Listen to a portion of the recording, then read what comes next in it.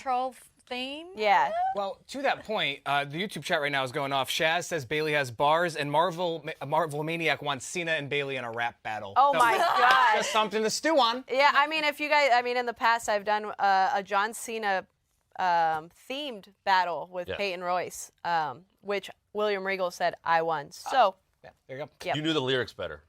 I thought you knew the lyrics better than she did. And I have better flow. Right. Pizza time. Merry Christmas, lizards. Sounds like we got a real problem out here. Any of you incel, QAnon, 4chan, Snyder Cut motherfuckers want to get on a line now? People keep asking if I'm back, and I haven't really had an answer. But now, yeah, I'm thinking I'm back. Ladies and gentlemen, welcome. It has been too long since I last streamed. I am back, I am here, and I'm here to cook. But I'm not alone. We had a great panel tonight. We got George, Brian, Isaac. What is up, fellas? What up? Wow, today was interesting. Oh yeah, we're gonna get into it. We're gonna get into it. We are. All right. So, just want to say I'm happy to be back. Happy to be here. It's been way too long since I last streamed and hosted a show. I'm glad to have everyone here. Thank you, everyone, for your support in regards to my recovery and just being awesome and the time period it's taken since I was last active on the channel. But this is a big thing I want to talk about because today, I think this was the straw that broke the camel's back with not only Ray Fisher, but also Snyder fandom at this point. Can we all agree on that, gentlemen? Yeah, straw that broke the camel's back a little bit. It definitely is. Yeah. Just a bit. Mm-hmm. Oh, hey, Eddie. Hi, Isaac. What's up? What up, George? Hey, gentlemen. So, where do we want to start? Let me say hi to the chat first. So we had a good back and forth between Donovan, Darkness. Oh yeah, I got some link to Darkness. Hold up real quick. We had there's some good people here. We got Mary's in here. We got George Cavalry, Sideways. Got some good Anthony Cheeseman. Anthony Chopin in this pitch. No, Daftboy 22. Got some good people here. I'm glad to have everyone here. Again, it's been way too long. I've missed streaming very much. So, kind of to start things out, guys, I mean, I think we should start kind of where the day began, don't you think? Because earlier today, James Gunn put out a statement talking about online hate and toxicity. So, I'm going to pull up the Instagram version because it's one picture. It's the exact same thing that he said. So, let me read this. This is what he put out about 6 hours ago. So earlier in the afternoon, he said this. One of the things Peter and I were aware of when we took the job as heads of DC Studios was a certain minority of people online that could be, well, uproarious and unkind to say the least. Our choices for the DCU are based upon what we believe is best for the story and best for the DC characters who have been around for nearly 85 years. Perhaps these choices are great, perhaps not, but they are made with sincere hearts and integrity and always with the story in mind. No one loves to be harassed or called names, but to be frank, we've been through significantly worse. Disrespectful outcries will never ever affect our actions. We were well aware there would be a period of turbulence when we took this gig, and we knew that we would sometimes have to make difficult and not so obvious choices, especially in the wake of the fractious nature of what came before us. But this means little to us in comparison to our jobs as artists and custodians in helping to create a wide and wonderful future for DC. So, Brian, I'm going to start with you because you've kind of been a spokesperson for a lot of things going on in the DC fandom community. What do you think about what James Gunn had to say here? Well, as for somebody that's been very critical of the Snyder portion of the DC fandom, one thing I'm going to say right off the bat, and this is something that our friends need to listen to if they're here, okay? If you are a good Snyder fan and you weren't an asshole and you weren't like over the top and calling people haters and stuff like that. They need to stop identifying with the negative ones. Mm-hmm. So when James Gunn makes a statement about toxicity and stuff like that, that's not directed at you. Mhm. That's like it's so beyond me. Like, guys, get it through the heads here. You know, you learn how to differentiate between the two sets of groups, because let's be honest, there are multiple factions within the Snyder fandom. Mhm. You know, to say the least. No, the problem is when people don't hear what they don't want to hear, they tend to lash out, and they've lashed out in a very public way, and this is how they do it. The problem is they really need to stop. It's counterproductive. Yeah. George, what do you think of Gunn's statement here? I mean, this isn't anything new. There's always been this rift with like the DC fans, and I love that he's actually like being open about this stuff, and I think this is what we just been missing for a while. Someone that's out there like calling this stuff out that actually works there. And look, he's acknowledged that like they were going to make decisions that were going to be unpopular with some people, and I love that he's acknowledged that, and I love that he's taking the risk of taking the seat in order to make what he sees as a better DC universe. And at the end of the day, if you truly care about the DC brand, you would give James Gunn a chance and hope that he does the best that he can do. Yeah, no, I agree. Eddie, what do you think about Gunn's statement here? I was actually waiting for him to address it, and I'm glad he did, because obviously there he's saying it. Yes, there's been some toxicity. I mean, for God's sake, even in the same thread, he's like, maybe my choices won't work out, maybe they will. We just had to wait and see. But no, the Snyder fandom don't want to give him a chance. And all he's saying is, don't be toxic. You know, death threats, calling me the P word, etc. It's like, well, again, that's kind of atrocious behavior. It's disgusting. It's unacceptable. People are taking this way too far just because the DCU is rebooting. And again, I'm passionate about DC, but I'm not going to call him all that. Even I'm kind of frustrated in a certain way.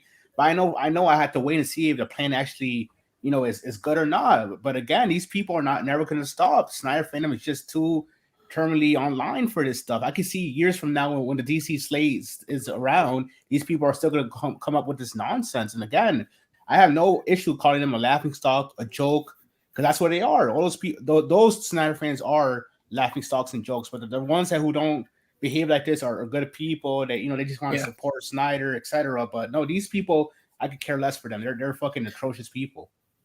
I agree. These are very atrocious, and I take issue with your statement here, Fourth, because yes, people are allowed to be angry, but what shouldn't be allowed is calling someone a pedo, making fun of someone's wife, attacking physical appearances, child molester. Well, all these you're just showing comments. your true colors by being assholes. So I mean, if that's how you want to identify, then by all means, go for it. Yeah, and again, I mean, they could do whatever they want. It's just, I mean, you could do whatever you want, be angry, but there's a better way to articulate your anger and displeasure. And again, what we're seeing online is not healthy ways of conducting oneself and one's anger. It's not. Darkness, you just got here, man. But you saw James Gunn's statement today that kind of kickstarted everything. What do you think of what he put out there? Well, I'll say this. Listen, first off, I just want to say this about Ray. Look, I got no beef with Ray or anything, but it's like what he said about James Gunn. I'm not a fan of that. He's just basically showing that he's kind of no better than certain Snyder people. I'm not going to name drop people, obviously, because we're trying to move on from that shit. But yeah, certain people, he's proving that he's no better than them. And what James Gunn is saying here is obviously that he knows that obviously there's been bullying going on, and he's just telling people to like give him a chance, and that he just is trying to make DC better than what the old regime was doing.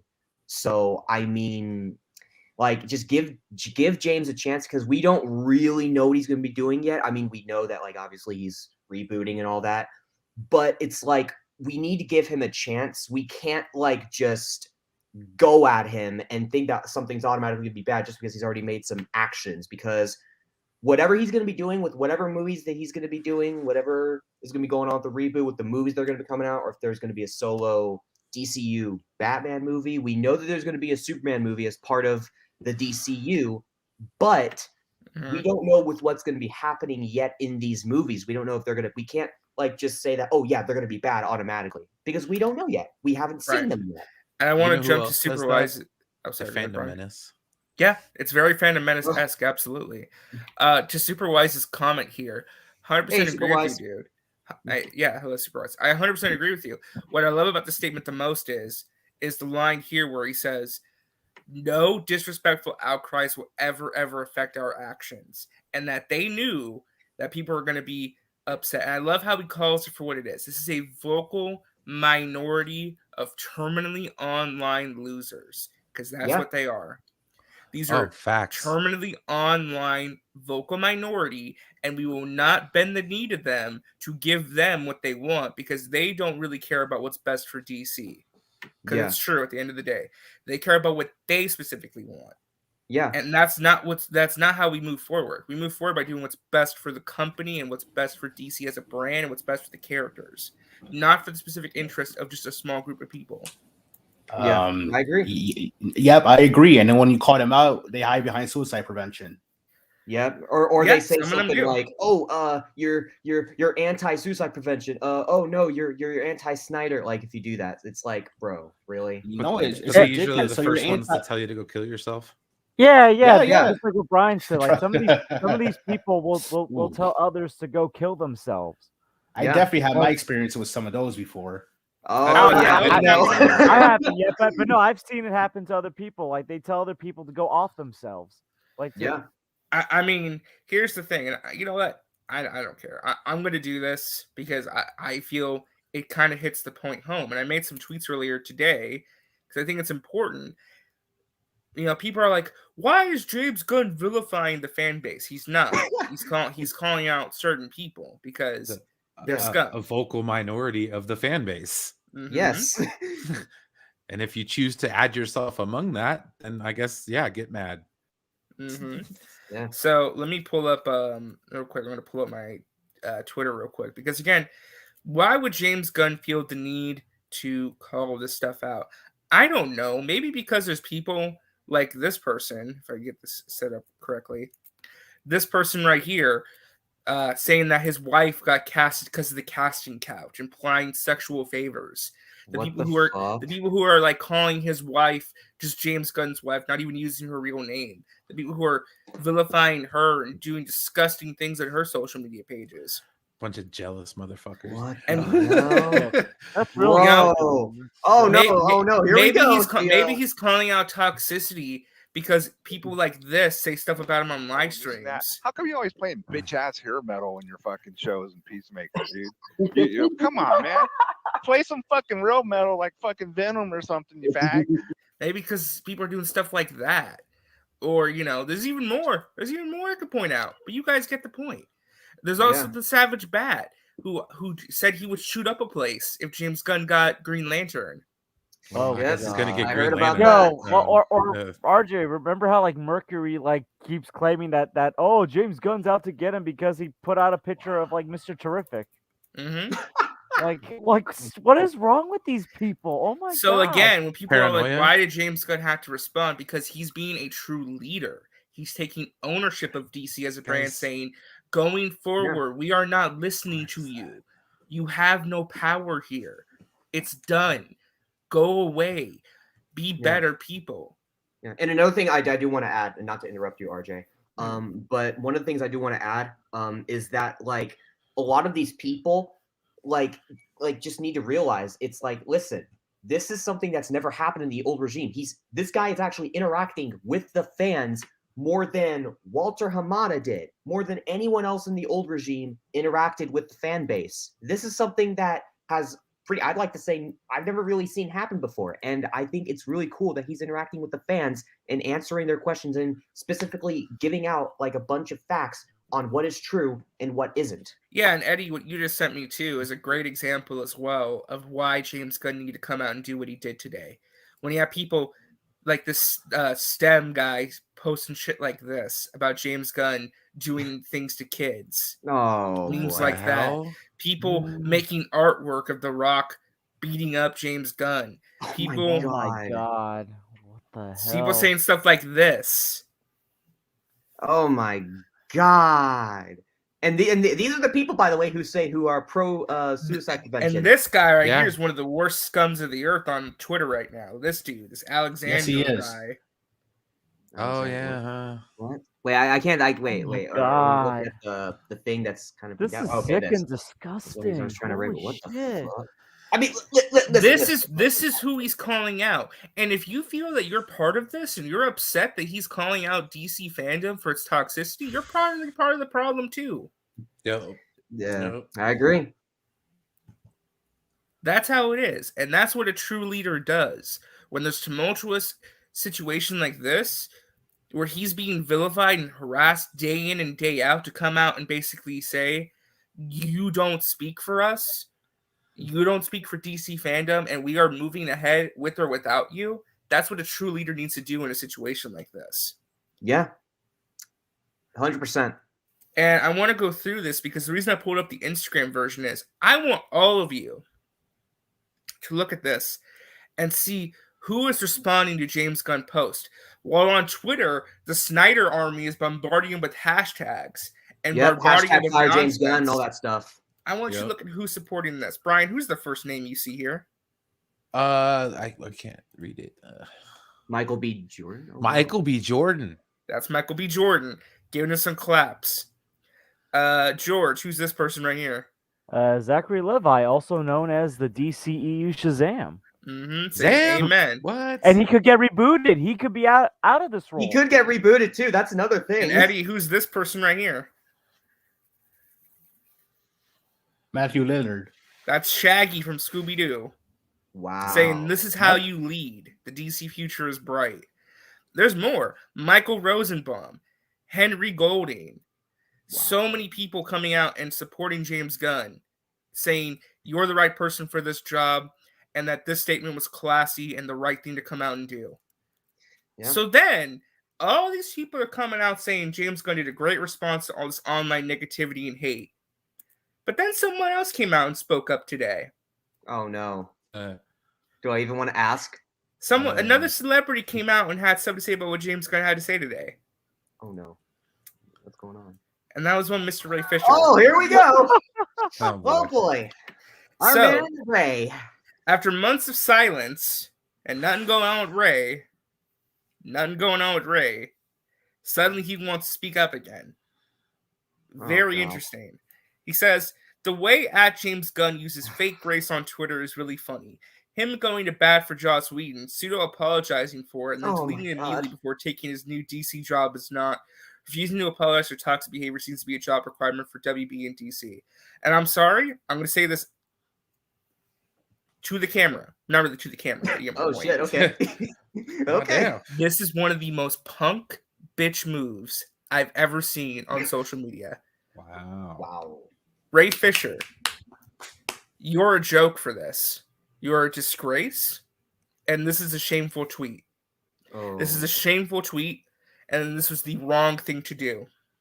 And I'm going to go through why step by step before I let you guys talk, okay? Oh, Okay. good, brother. Okay. Go ahead. First things first. Him going to bat for Joss Whedon. He never was supported Joss. Oh my god. Immediate red flag. All he did was like a tweet. That's why Ray demanded an apology. Because he liked this tweet from Alan Tudyk. That's him going to bat for Joss Whedon. What? Yeah, Whoa. that's Hang Ray's. on, I didn't see No, this no. tweet. I didn't I see want this people to tweet. know. Hold on, This wait. is Ray Fisher's issue with James Gunn. He liked this tweet from Alan Tudyk. He liked Alan What? Tudyk's tweet. Second issue. Mercy. Pseudo apologizing for it. Okay? Pseudo apologizing. Hold on. This was James Gunn's apology back in January. He told Ray, you got it. Shortly after Alan tweeted this, he apologized for commenting on a situation he knew nothing about. I read what Alan said, and I thought, damn, he's right. It was something I knew nothing about, and I shouldn't have liked the tweet.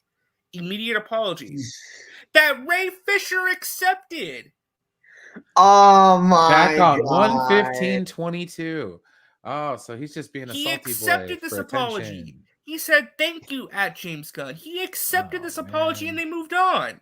So Oh, when he says man. here, pseudo apologizing for it, how is it a pseudo apology, Ray, if you accepted the apology? You said thank you, James Gunn. I accept your apology, and he moved on. Hashtag Ray Fisher's a drama seeker.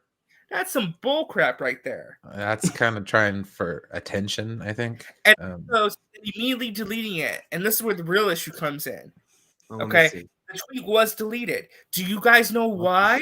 Why was it deleted? Hold on. Why was it deleted? Because James Gunn, who came out and confirmed this, but I have receipts, he has his Twitter set up to where it auto-deletes tweets after 6 months.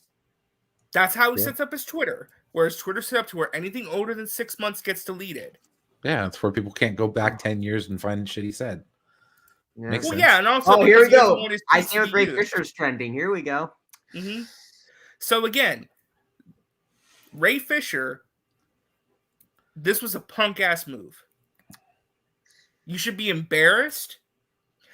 You should be ashamed, and you should apologize to James Gunn immediately and take this tweet down. And here's another reason why this upsets me even more. I used to stand by Ray Fisher.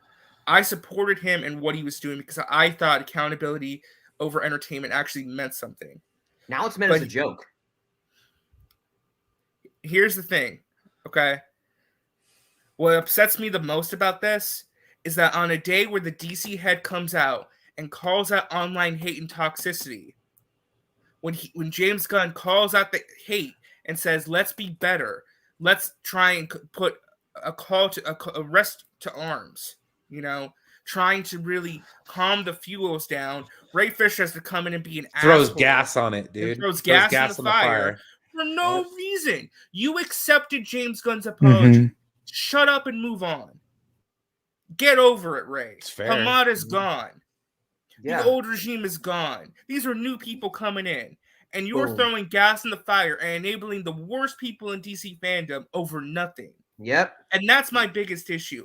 Because of what you just did, Ray, you just enabled the worst parts of DC fandom to go on and get even bigger. You did this, Ray. And you're responsible for whatever happens now. You co-signed online hate. You co-signed this. When the DC head came out and said, let's put an end to this hateful rhetoric in DC. Let's put an end to this toxicity. You added the fire and you said, no. You're a liar, James Gunn. You're this and that. You did that. And that is wrong. And for that reason, I'm done supporting Ray Fisher. I'm done. Yes. And he better apologize and delete this tweet. He better apologize and delete this tweet. I am done. I've never been more ashamed of someone in terms of actors like I am Ray Fisher, because I believed in this cause. I believed in the message he was sending. And you do this? Done. Yeah. That's my rant. No, I agree with you. And it's wild too, because this is from last year, so you had to search for that shit. Just use it as ammo for the Snyder fandom. And that's crazy how James Gunn, like you said, he called out toxicity today. All the people who were just full of hatred just for him to do that, just to enable them not more to attack James Gunn is crazy. Comparing him to Joss Whedon and everyone else at WB back in the day.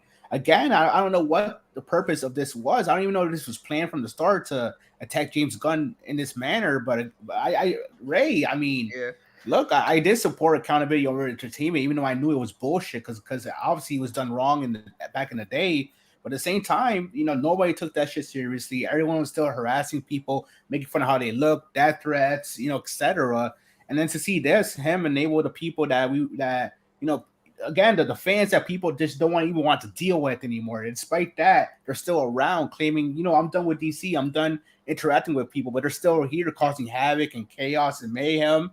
Exactly. And again, I'm just over with it. I'm just over with this. Ray Fisher, I still like the dude, but again, even if he does delete this shit, I'm gonna sound petty and kind of crazy right now, but I hope he still gets clowned for it because, bro, you made a mistake, and I don't know. Again, I don't know for what purpose he did this, but it was definitely wrong. Yeah. Can someone read this real quick? Because my throat is on fire. I got you. Okay. I got you. I got you. Hi, Saggy. Oh, Saggy's about the lead for RJ. This is about to be interesting. The way James Gunn uses fake race on Twitter is really funny. Oh, no. The super chat, Saggy. The super chat. I already read that. Thank you. Damn it! I wanted to read that. Okay, I was all ready to do my Ray Fisher voice. Consumption says, I love Max, but when RJ leads people, don't talk over the people so as much. So Thank It's you. because the people on the panel know how to be on a panel. Oh. I will say this as somebody who's been a fan and a supporter of Ray Fisher. In the beginning, and RJ could attest to this. In the beginning, I was kind of just like, well, it was a little sus that James Gunn deletes tweets, and RJ said, no. He automatically deletes them. He already said it, and he showed me the tweet where James Gunn already explained this, and I was like, well, shit, Ray. Like, yeah, not a good look because I called out Ray, and my tweet has almost 2,500 likes, so that's quite a bit compared to the original post. Damn, bro. And I said, "This ain't it, Ray. James has an auto-delete tweet feature on. It's known. He actually apologized to you and was very forthcoming about it. Come on, man." And I also said, "This feels like you using the James Gunn hate train to elevate yourself in your own platform. Harvey. And I would hope that you're better than that." Gunn apologized over liking that tweet. And then I put out the receipt. This was him back in November. He said, "All my older tweets automatically delete after a while." He's confirmed this multiple times, over and over and over again. So it's not like this was something that wasn't out there already. Yeah, if Ray, I think Ray should delete it. Because my thing is, I don't think he I don't think he knew that. But when it's being brought up in his responses, I think you made a little boo boo, and I think he should issue an apology to James Gunn for not understanding that. So his tweets automatically delete. So. Yeah, he kind of. And what makes it worse is that Saggy, like I said earlier in my rant, what makes it even more upset is that he did this right after James Gunn called out online toxicity, undermining his statement, and it makes it seem like Ray is co-signing Snyder fandom's toxicity, and that makes it even worse in my opinion. Like the timing couldn't have been worse for him, and he did it purposely. He put out because he even said the way James Gunn uses fake grace on Twitter, calling out his statement earlier today. That actors across, and I showed this, Saggy, Matthew Lillard, Zachary Levi, Michael Rosenbaum, Michael B. Jordan, all supported James Gunn's statement on Instagram today about the toxicity. And Ray does this? It makes him look even worse, in my opinion. It's just, it's very disappointing. It's not a good look. I can't even deny that. Like, you guys know, every time you talk about Ray Fisher, I'm always like, guys, I met Ray. He seems cool. And I mean, I'm not, I still think he is. I think with this one especially, this was not the best for him to kind of use the whole like I said in the beginning, I thought the same thing too. Well, isn't it weird that he deleted that apology and everyone then was like, no, he automatically deletes it. I was like, oh crap. Well, when you put it like that, I mean, he probably should acknowledge that it wasn't personal. Even I commented in that, said, I like your Ray, I support you, I will still support him, but like, if his things are set up to automatically delete, you can't be mad. He didn't do it on purpose. It wasn't personal. Yeah. Anyway, I wanted to get your guys' thoughts on this. I mean, Brian, what do you think about what Ray Fisher did today and just kind of the whole thing? No, I'm just going to add on to the fact that I think he's just throwing gas on a already volatile situation. The best course of action, the best thing you could do is give him the benefit of the doubt, saying that, hey, he probably wasn't reading too much into it when he made the statement. You know what I mean? We've all made dumb tweets. I can't imagine he hasn't been told. No, this just seems this is kind of classic Ray Fisher stuff, man. I think we've all come to expect this. Anytime DC news comes out, I was almost cringing waiting to hear when Ray Fisher was going to say something, Oh boy. Yep. So we're all waiting for it. And then the forthcoming storm. I mean, I'm not trying to, score points with the guy or anything like that. So I don't care anymore, man. The hell with it. Bye.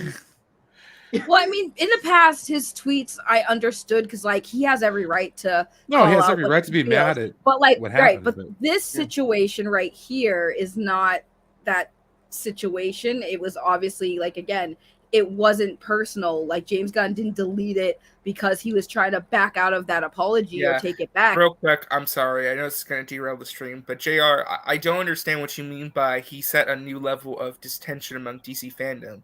DC fandom was already fractious coming in. He's trying to fix that, and you have Ray Fisher adding to the problem. So again, I ask you, if he comes out and says, enough's enough with this crap. We're not listening to you guys insulting people. Oh boy, here we go. Hell yeah. What's up, Matt? Hey. Hey, what's up? You missed it. I went on such a fiery rant. My throat's starting to hurt so much. But go ahead, man. What do you think about all this? Well, actually, let's start real quick, Matt. What did you think of James Gunn's statement earlier today? Let's start there. I thought the statement was well composed. It was obviously meant to bring people together, and to say that we're not going to put up with the bullying, the harassment, the misogyny, the racism. Mm-hmm. And then did you see on Instagram that Michael B. Jordan, Michael Rosenbaum, Matthew Lillard, Zachary Levi all co-signed it and gave support in the comments here? No, I did not. Yeah, this is on his Instagram. You can see right here the top liked comments: Michael B. Jordan, Zach Levi, Matthew Lillard, and even Matthew Lillard said, "This is how you lead. The DC future is bright." Yeah, because people trust James Gunn to get it done. Unfortunately, other people out there don't feel the same way, and they gotta act a fool. Yeah, let's get in with Matt. What do you think about what Ray Fisher did today? How do I put this eloquently? Ray Fisher ain't nothing but a big old bitch. Oh, he would say that to his face. I would absolutely say that to his face. I would 100%. Wait, you would actually say that to his face? 100%, yeah, because he's not going to hit me. If he hits me, I own his house. That's the whole point. I don't care. I'm not afraid of Ray Fisher. I would flat out tell him, like, accountability over entertainment is bullshit. Thank you. You're a big old bitch. You smell like a pussy. You reek of coward. And all you can do is just run your mouth on social media because you out of a job. Yeah. Rebel Moon wrapped filming. What's Ray up to now? Oh, nothing. Attention. Well, I mean, he is doing a whole. I forgot what he's doing, but he's doing like a whole, I think, music. Rel, I would 100% say that to his face. I do not care. Flat out would say it. I'm all like, you are a bitch. You are a bitch. I don't care. I don't give a shit. I don't give a shit. I don't care. What's the thing? You are a bitch for acting the way you act on social media. That's not like if he gets mad about that, that's the case. Thank you, CJ, for the super chat, Canadian $2, who says Zack Snyder enables his behavior by not addressing it. Yeah, he kind of does. I think at this point, he does. Didn't I say that earlier? At this point, does it even matter anymore? Since we already know the Snyderverse isn't going to happen anymore. I mean, Zack Snyder is just worrying about himself now. He doesn't give a fuck about his. But Zack could have. Yeah, he doesn't. I mean, hold on. Zack could have put all this to rest by saying nothing's going to happen, or like. He should have ended this a while ago. To be fair, like he could have put this to rest a while ago. It wasn't. I know for a fact Zack definitely isn't. Yeah, I know for a fact Zack is not going to tease anymore on B-roll. He's that shit. That ship has sailed. That ship has sailed, man. Okay, here's the thing, right? He's not going to say anything, and here's why. He has the fans. He has them. He's working on the projects with Netflix. He needs that to be successful. So he's not going to stop them because he needs them to make Rebel Moon and all of his other projects over on Netflix successful. So he's not going to say anything. One way or another, he needs the fans to support what he's doing now. So if he says something now to make them upset and turn on him, then there goes all those numbers on Netflix for Rebel Moon and all of his other projects. That's what why would he say anything to get the fans upset if he already has them in his corner? It would just not be financially it wouldn't be a good financial move for him. So why would he say anything? He needs people to watch Rebel Moon. No, I agree. He does. And like I said earlier, Matt, I kind of broke down the statement. I thought, I deconstructed it because, again, when he says going to bat for Joss Whedon is issues that he'd like to tweet. Pseudo-apologizing for it. He did apologize. Ray accepted it. Even in the screenshot right here, it said, thank you, James Gunn. He accepted the apology. He even said he accepted the apology. So when he says pseudo-apologizing for it, if it was a pseudo-apology, why not call it out right then and there when he made the apology in the first place? I think he's basing it off the fact that the tweet was deleted. So he was implying that he took back the apology. So that's what he's basing that off of. Is that that's why he showed the screenshot where it was gone. Just for clarity, he's not saying that. Like, he's saying that because the tweet was disappeared. And again, at the time, I would give him benefit of the doubt if he didn't know. He wasn't hip to the fact that James Gunn does automatically delete his tweets, but there are people like you and other people who pointed that out in the comment section. So now he should know. I just want to say openly, I'm going to brag about this. I cooked Ray Fisher a little bit. I did, because his post got some traction. I got 2,500 likes, and I've grown a ton in followers.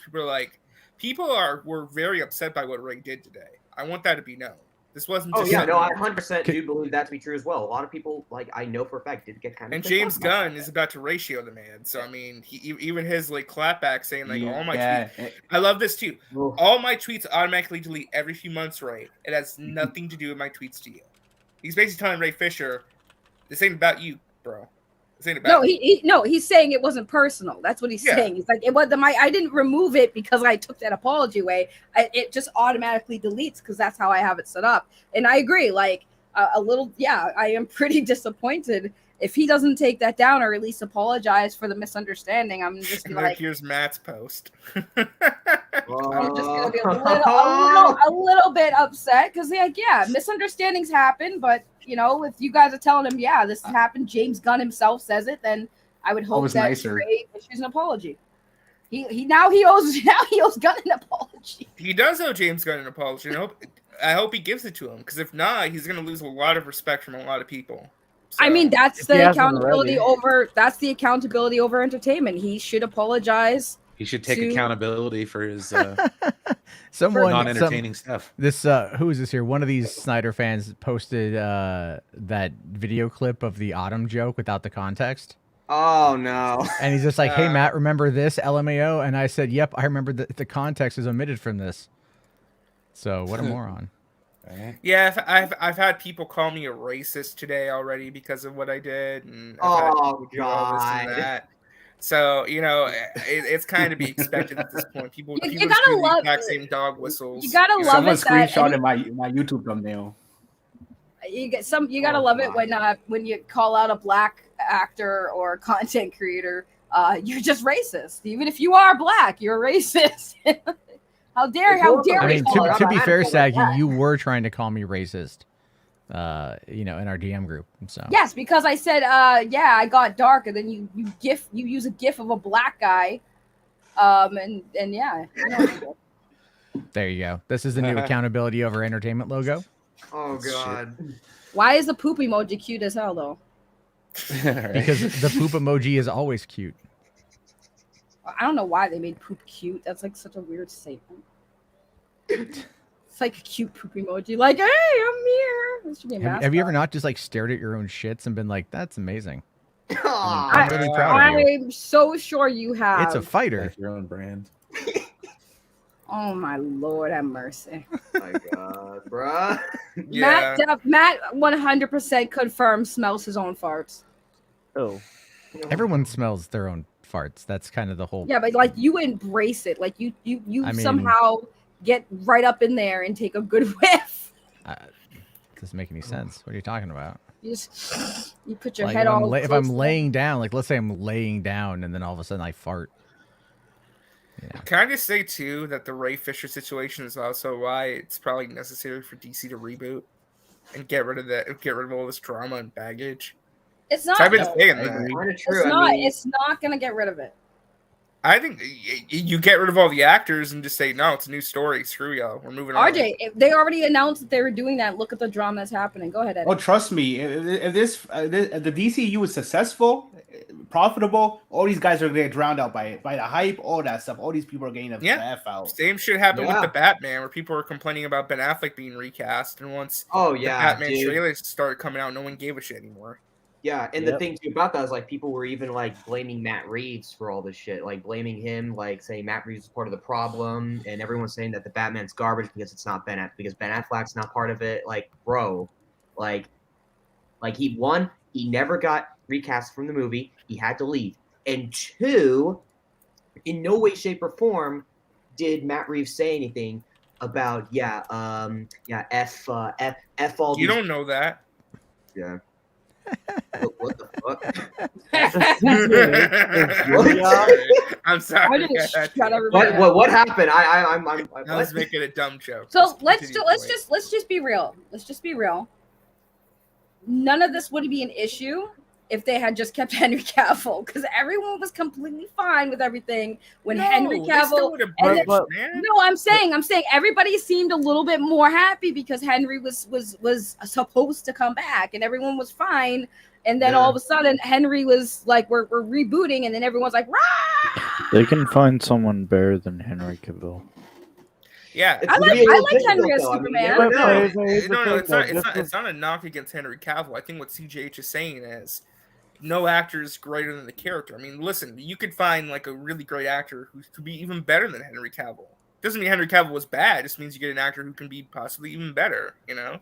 Yeah, So- I mean, eventually, like I said, they would have eventually recasted Henry because he's gonna want to move on to other projects and do other things with his career and not just be limited to being Superman. Like, yeah, he wanted to come back and do another movie, but again, that could have been his last movie. So how many movies did everyone want him to be in until he's like Superman in a wheelchair, flying around in his wheelchair with his cane? You villains, get off my lawn! It's gonna be hilarious when James Gunn makes Teen Titans and Cyborg is paired Teen Titans. God, yeah. Oh, you know he people says are gonna flip out booyah. on He says booyah.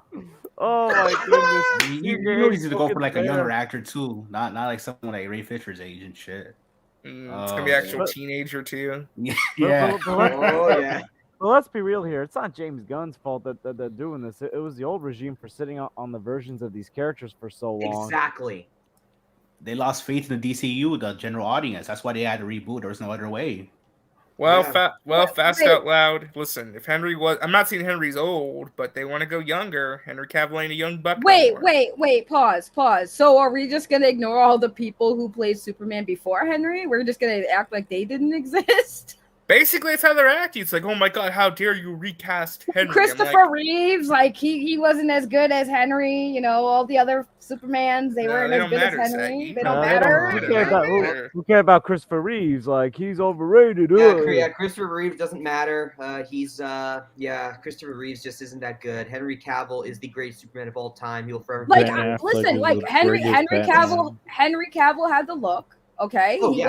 wasn't a bad Superman. He was great in the role. But again, to sit there and say he's the best, no one can replace him. Like, bro, he wasn't the first. Like, he wasn't the first, and he was. That is true. It's crazy to say that. How dare you recast a person you were calling a traitor when it came back?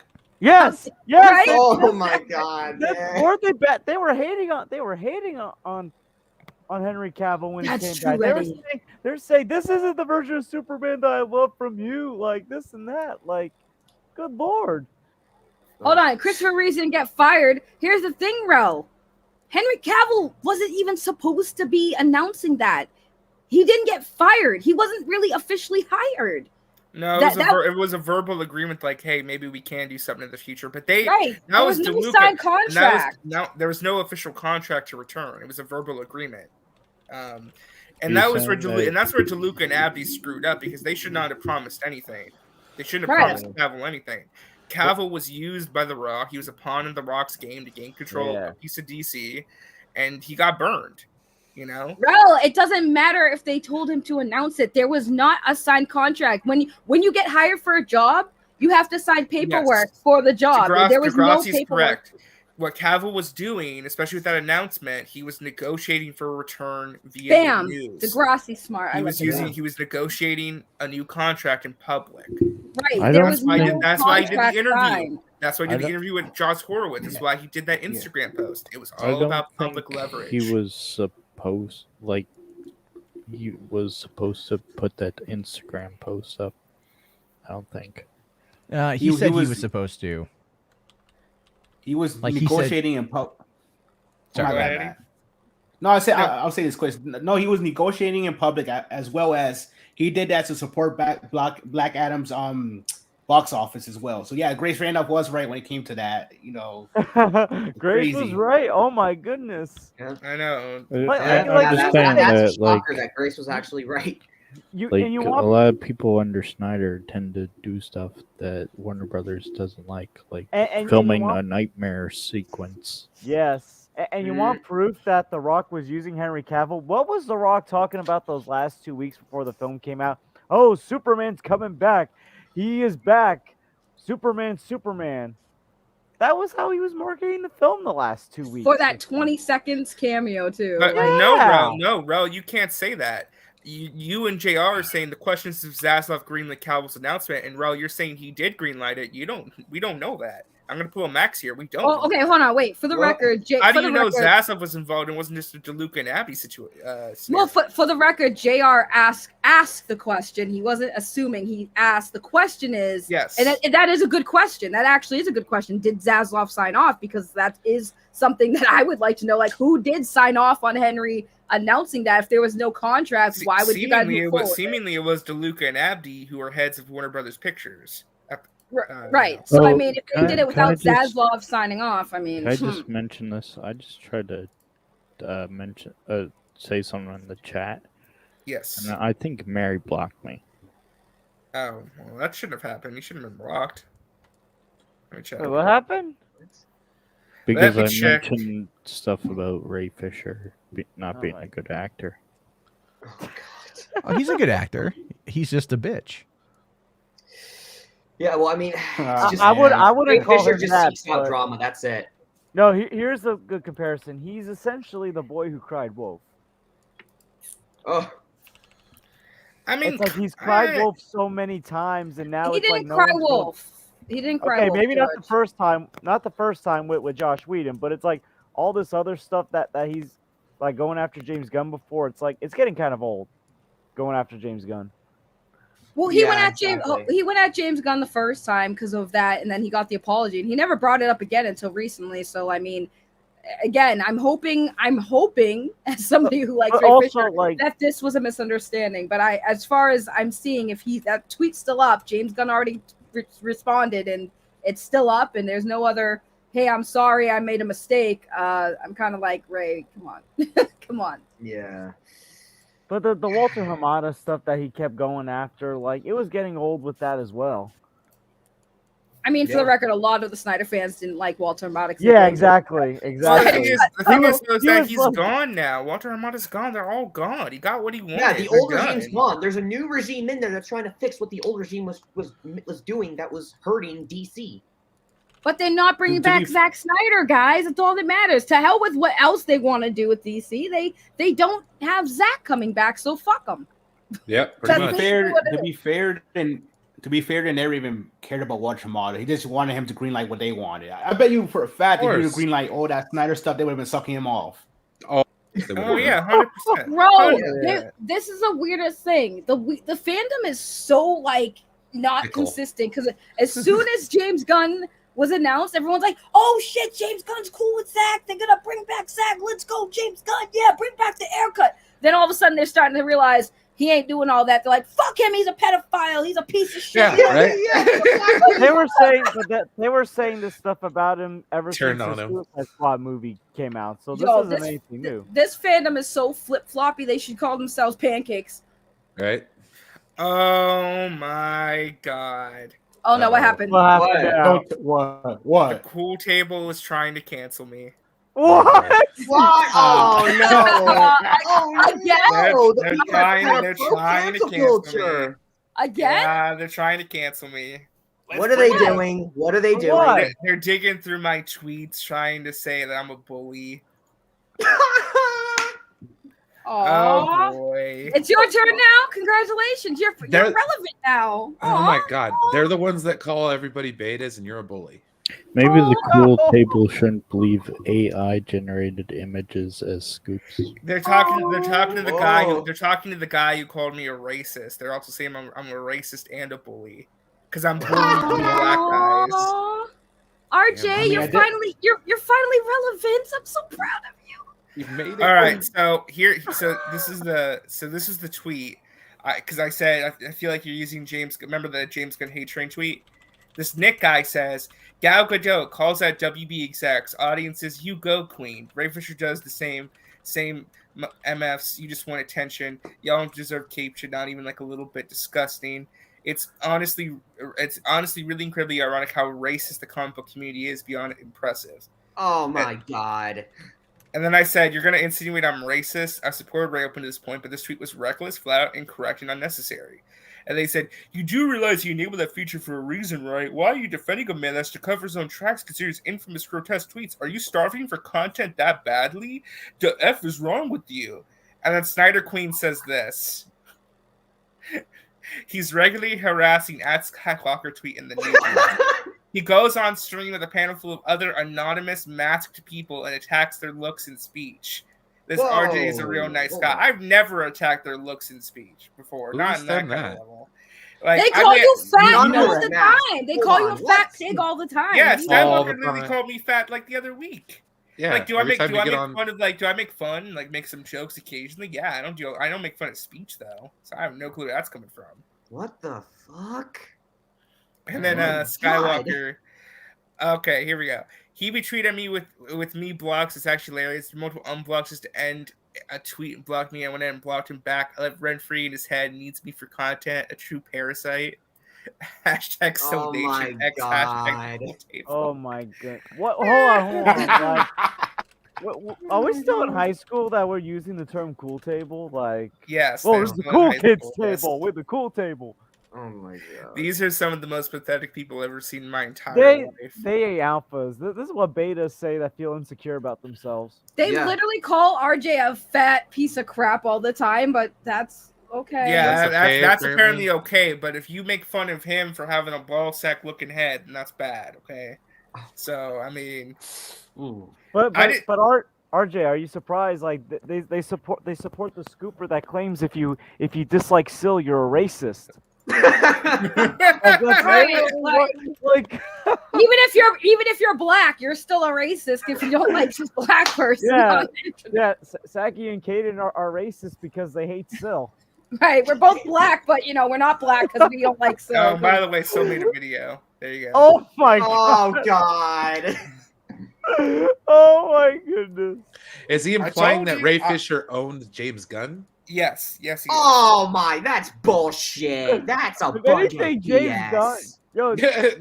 Yo, James Gunn has owned Ray Fisher. Oh, it's super short. It's only 5 I'm not minutes. gonna. We can I react. wouldn't speak in those words. You know, Oh, it's- yeah, you know, yeah, it's don't- rude. I'm oh, in a oh. kind of mood. Let's just react to it and see.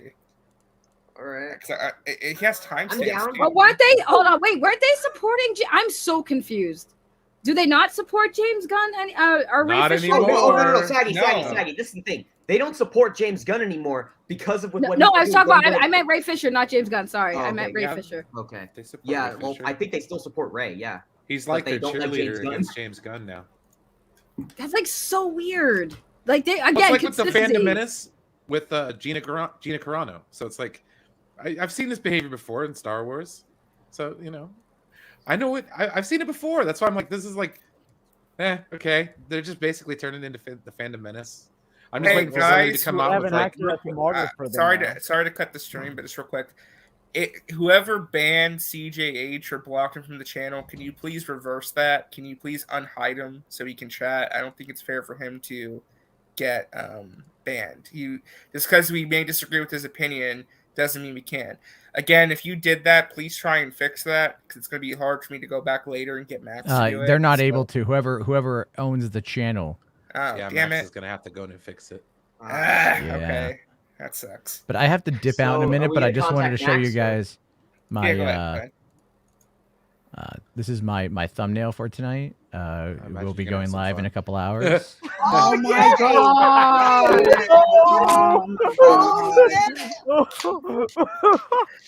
What's the title going to be? It's gonna I be don't know yet. spicy- I might run spicy it through an chat. AI generator to see what it comes up with that's funnier than maybe. Then I don't know.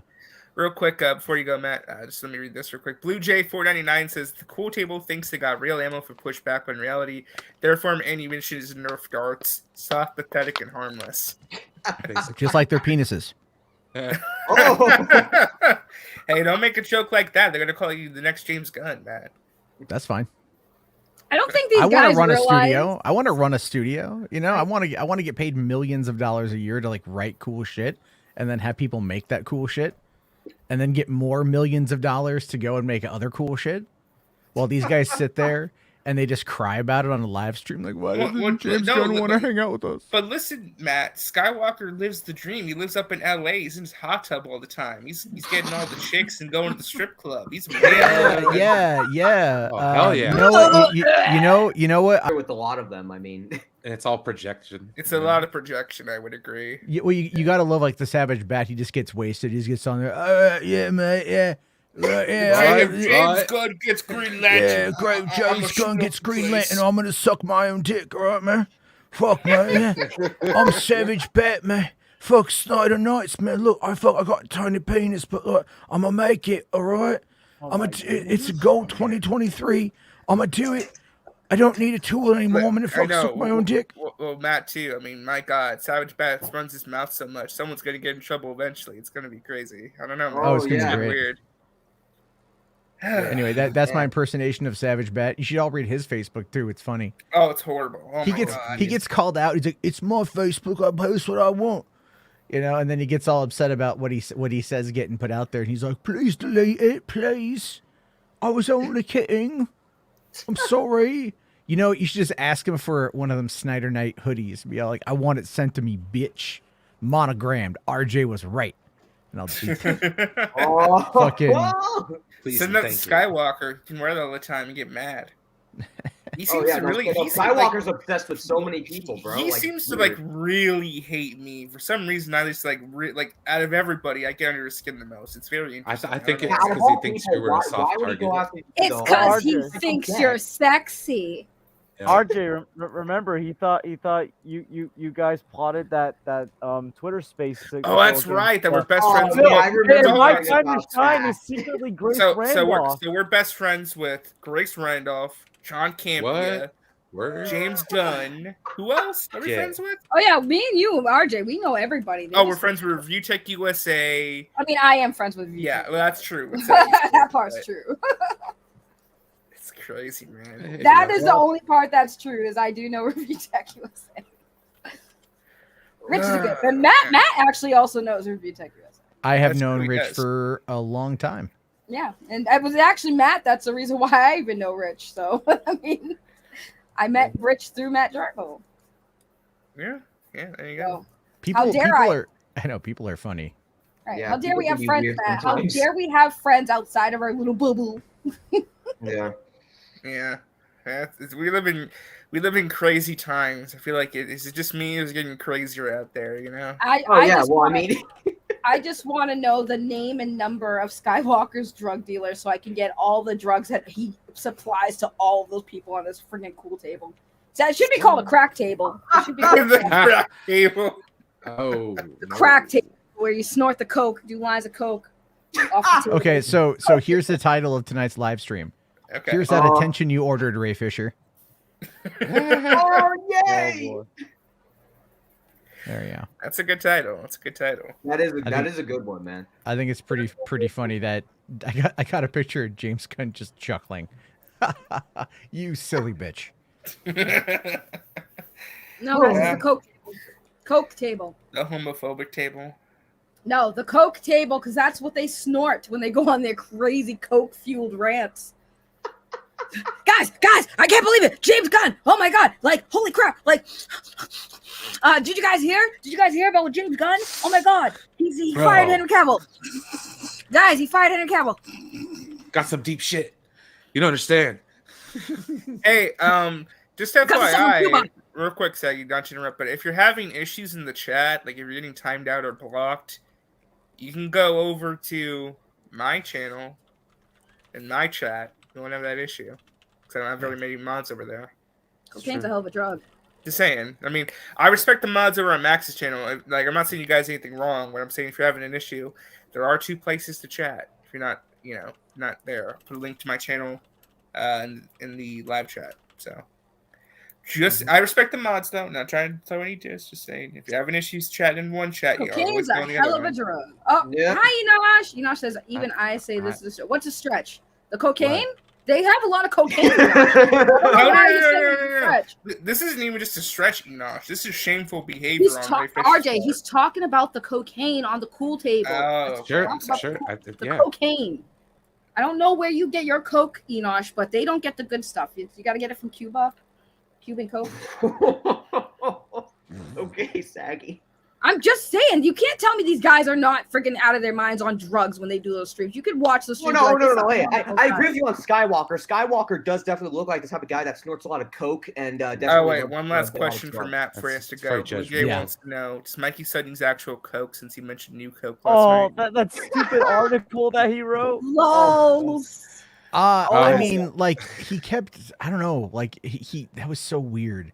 That was like such a boomer article. It reminded me of the Jim Brewer skit he used to do on SNL, where he'd be like, "Hey, remember the AA80s as Goat Boy or whatever?" Yeah, that's Man, I mean, I miss when Jim Brewer was funny. Yes, way back in the day. Oh, and A Chris, long and time Chris, ago. Chris, the bipolar Jedi. I didn't catch this, but earlier he said, "Matt, your Alita review was killer. You're crushing it with audio commentary, sir." Oh, thank you. Yeah, no, I did see that. Thank you very much. I did see that. Yeah, no, I really had a lot of fun making that. I got stuff coming up this week. Obviously, I'm working on more. And then just today, just today's funny because we're just gonna laugh at Ray Fisher. I mean, that is unfathomably hilarious. That it's just. Oh yeah, no, it's funny. It's funny. How bad he's gotten. I mean, like, look, I've made fun of the guy before in a number of ways, to be fair. And then it's just like, but he always just makes it about him. And this is the worst. And this is the thing. worst day to make it about you. And that's what really disappointed me. Again, I don't want to go back and listen to my rant earlier in the stream, but like the fact that he made today of all days about him when it was about James Gunn coming out with a very eloquent and very classy statement about toxicity and fandom and combating that and trying to call for a rest to arms. It's just very disappointing. And again, I think he needs to delete that tweet and apologize to James Gunn. I mean, hold on, Enosh, as you talk about the tweet, Enosh, you know I love Ray Fisher. You know, I think he's a great guy. But I even have to admit, like, yeah, the tweet today was kind of like, especially like when people were telling him that James Gunn automatically deletes the tweets, and like, yeah, accountability over entertainment. That is he should take accountability for assuming that James Gunn deleted that tweet to take back that apology. Do you think he's going to though? I don't think he is. I would hope he would. I would hope so, but I don't think he will. I don't think he's going to delete or apologize. I hope he does, but I hope somebody tells him to because he needs to. But well, here's the thing. He'll only listen to, bitch if he does. He'll only listen to one person. That's Zach. Let me explain it to you. She says he doesn't get this whole tweet. It really doesn't make sense. Well, Ray Fisher making that tweet implying that James Gunn took back his apology that he made months ago. Right, that James Gunn apologized when Ray asked for an apology. James Gunn apologized. He accepted. So now he's trying to kind of call out James Gunn because that apology tweet from James Gunn is now deleted. So that was the implication of like, oh, he took back his apology and he wants to talk about everyone in the toxicity, blah, blah, blah. So he did make it a little bit about himself, but he didn't understand James Gunn automatically deletes tweets after a few months. They automatically delete themselves. So it wasn't personal. James Gunn wasn't taking back his apology to Ray. It just automatically happened. So I think that, yeah, I don't think that people should kind of like, again, accountability over entertainment. When you preach that, you kind of have to live by that, you know, and I have to kind of agree. I think that Ray should acknowledge he made a mistake. He assumed that James Gunn took back the apology when James Gunn did not. Yeah. That's true. Yeah, so James, so what we can take from that is that Ray Fisher didn't pay attention and then, you know, went on Twitter and cried about it. Yeah. And again, he accepted James Gunn's apology, so him coming back months later and be like, no, now I'm mad at you. It's also very bitch made. Sorry, I'm sorry, Enosh. Maybe it's because I'm reading it wrong. I don't understand what you say. I don't think it makes sense. Oh, I wasn't sure because I kind of am very confused. That's why I thought you didn't know what was going on. What doesn't make sense? Yeah, well, that's why I'm asking. I'm like, I'm confused. Now you're gonna have to explain it to me. We're confused about what you're confused about, I guess, is the thing. Yeah. Maybe I misunderstood, and that does happen. So it's hard to read the chat sometimes. I understand, you know. Yeah. Reading the chat ain't always easy because of how quick people type. Yeah, I do have to dip, but the last thing I'll say is Ray Fisher fucking sucks. I've been called out so much for saying that, though. I've been saying it for a long time. I'm like, accountability over to entertainment is bullshit. He doesn't live by the words that he preaches. Oh, Enosh is agreeing. Sorry to cut you off. I was confused. Yeah. The fact that he goes out there. Look, here's the thing: this is true. If you think about it, for just today in general. James Gunn comes out and he goes like, look, we're not going to deal with the misogyny, the racism, the terribleness anymore. That's not what we're here for. And then, you know, and then Ray Fisher comes out, but what about me? And he does that in such a way that gets him ratioed and roasted and flamed righteously in many ways. And then James is still like, it's not about you, Ray. All right, chill out. Yeah. Yeah, all And Ray then- wanted to do is for it to be all about him. Well, and the thing is though, but I even said earlier, I said earlier too on Twitter, and this is what a lot of other people even said today as well, is that James Gunn has come out and he gets attacked for trying to quell bullshit, for trying to keep things, this is where we're going, to be as upfront as he possibly can, and he gets attacked, and it just goes back to how it was when Zach was pushing for the Snyder Cut. He would flame, he stokes the flames of the fan base, and then lets them go do whatever they want in his name. Literally, they're doing it in his name, and no, you can't control him. You can't control him, and he just washes his hands. Today, and I find today to be the most fitting, because as all this was going down, do you know what I was watching on TV? I was watching the final January 6th hearing where they're talking about criminal referrals for Trump for inciting an insurrection and inciting a riot. And I'm looking at that, and I'm looking at Twitter, and I'm realizing that, you know what? Zach did a lot of the same shit. Gets people riled up, does it in a subversive way. They run with it. He doesn't correct. He doesn't try to stop anybody. He doesn't do anything. He just lets it go because he's got a vendetta against the company. That's what we're at. Like Zack Snyder, I love the guy's work, but I don't have high opinions of him as a human being at this point. I really don't. I've been saying this for a while. Like, he's kind of a piece of shit. In this section, in this regard, he's kind of a piece of shit because he let his anger get the best of him. He let his anger and his emotion get the best of him, right? He's out there preaching fucking accountability, the AFSP stuff, right? He's out there, he's preaching AFSP, preaching anti-suicide messaging, and yet his fans are calling supposedly his friend a pedophile. Right? They're calling him all these horrible things. They're saying all these terrible things to James Gunn. They're out there attacking James Gunn's wife today. Right? Oh, Devin yeah, Nunes was some of doing the that. worst A lot things of that I've seen, yeah. going on, Yeah. and James comes out and defends himself, and then Zach's BFF is all like, no, you're a piece of shit. Because you can fucking tell, you can absolutely fucking tell that Zach has done nothing to temper the fan expectation, to temper the situation in any capacity, and he makes it worse because everyone still looks to him. Right? They all look to Zach. Is he going to say anything? Because he doesn't say anything, they think that it's okay. So yes, there is culpability, and his name is Zack Snyder. And if you don't fucking like that, you can take your fucking opinion and shove it all the way down your goddamn pee hole. I don't care. Because my facts that I'm bringing up are backed by fucking reality. And if you go and you actually look at the things he has said and how he's talked about using the fan base, you know goddamn well what he's been up to. But because he's on your team pushing for what you want, you look the other way. Fuck you. Fuck you. That's all I can say about that shit. I kind of can't disagree with Matt. How I many can't times? How disagree either. many times? And you know what's crazy is like Matt can even attest to this. How many times have we been told to go kill ourselves by a bunch of Far crazy too many. Zack Snyder fans? Far too Right. many.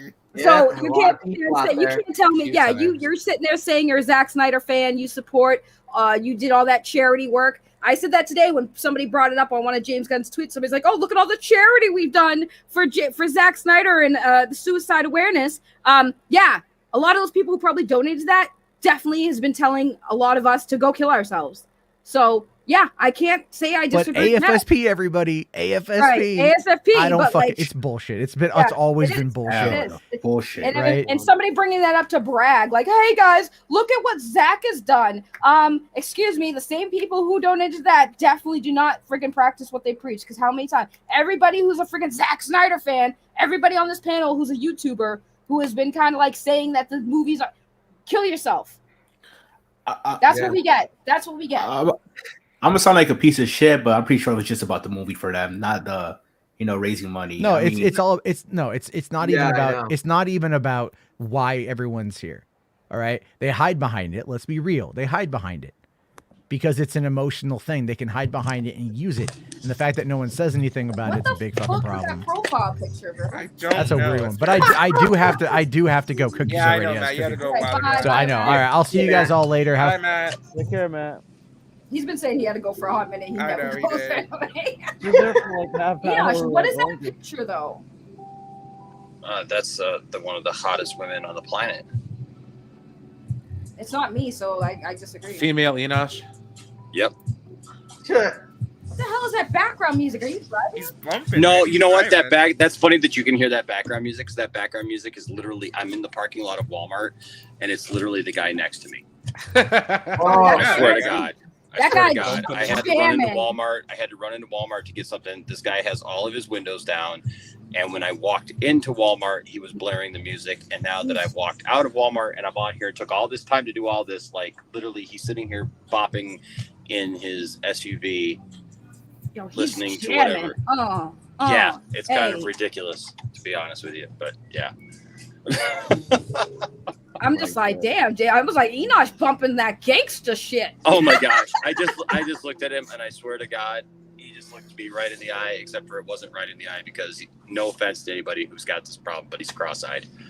And I'm pulling out because I'm literally pulling out. And I looked at him as I'm like backing up out of my stall. And Enosh is getting canceled. Enosh is pulling out. Oh no! Enosh is pulling out. Dude. Enosh is pulling out. Yeah, I don't pull out. I don't pull out. There you go. That's why it's got all those I'm a proud I'm member gonna- of the club that's never used a condom a day in my life. So there you go. Okay, TMI. Oh wow. So Enosh came on to talk about Ray Fisher. Yeah, I don't I think he's did. calling him a bitch. Yeah. Whatever. Look, listen, you know what? All this stuff, I'm so sick of like talking about this bullshit. I don't even care anymore. Like seriously, I don't care about another freaking DM from anybody asking my opinion. Yeah, I about imagine you've gotten bugged a lot. I am so sick of like look, I appreciate the fact that people care what I think, and so I don't want to tell people don't DM me or don't message me about it or whatever, because I appreciate the fact that people care about what I think. Because obviously I have a platform and I get all that. The problem stems from though is that like with all of this stuff, right?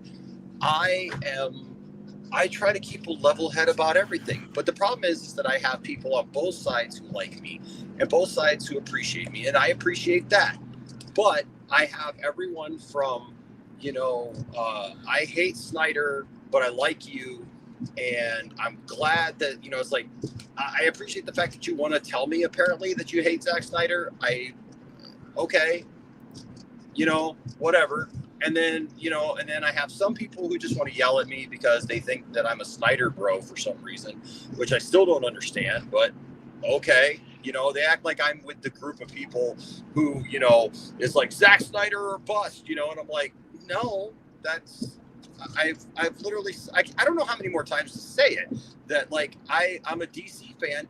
This time actually just really sucks because what I do think is, as much as I'm like, I'm actually okay with the idea that DC is going to go forward. And I said it months ago that, look, if you're not going to have these actors portray these characters, then please just reboot the whole thing. Nobody wanted me to say that back then. I mean, William didn't want me to say it. People on my panels didn't want me to say it because they hate the dreaded reboot word.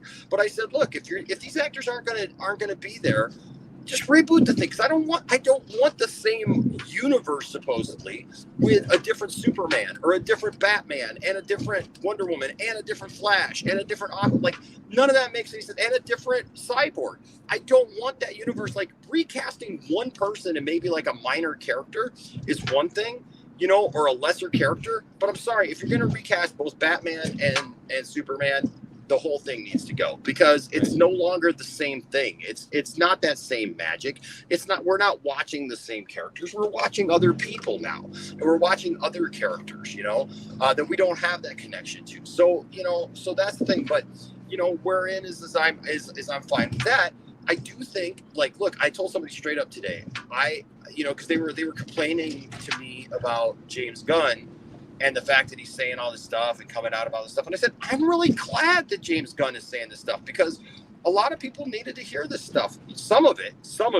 So, like a lot of people have needed to hear that these scoopers are full of crap and that every rumor that you hear is not true and you need to stop running with it. And I think it's really awful. Like I saw somebody literally today say that they wanted that they felt like James Gunn should unalive himself.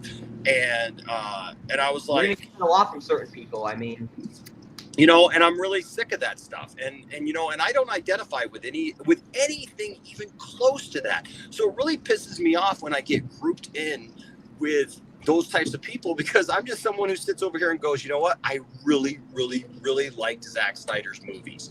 And I believed in the cause of supporting Zack Snyder to get his film made. And I even tweeted yesterday, look, we won.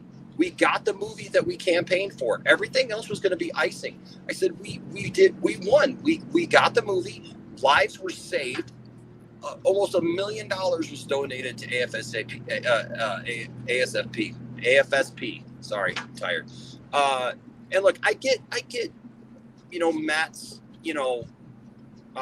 frustration or whatever, but I don't agree necessarily with that take on it, that like somehow this is all Zach's fault or whatever. I don't think everybody should be responsible for having to attend to some yahoos who are idiots. I mean, you know what I mean? Like I don't doing think dumb that shit in his name, right? Yeah, I don't think that that's necessarily Zach's fault.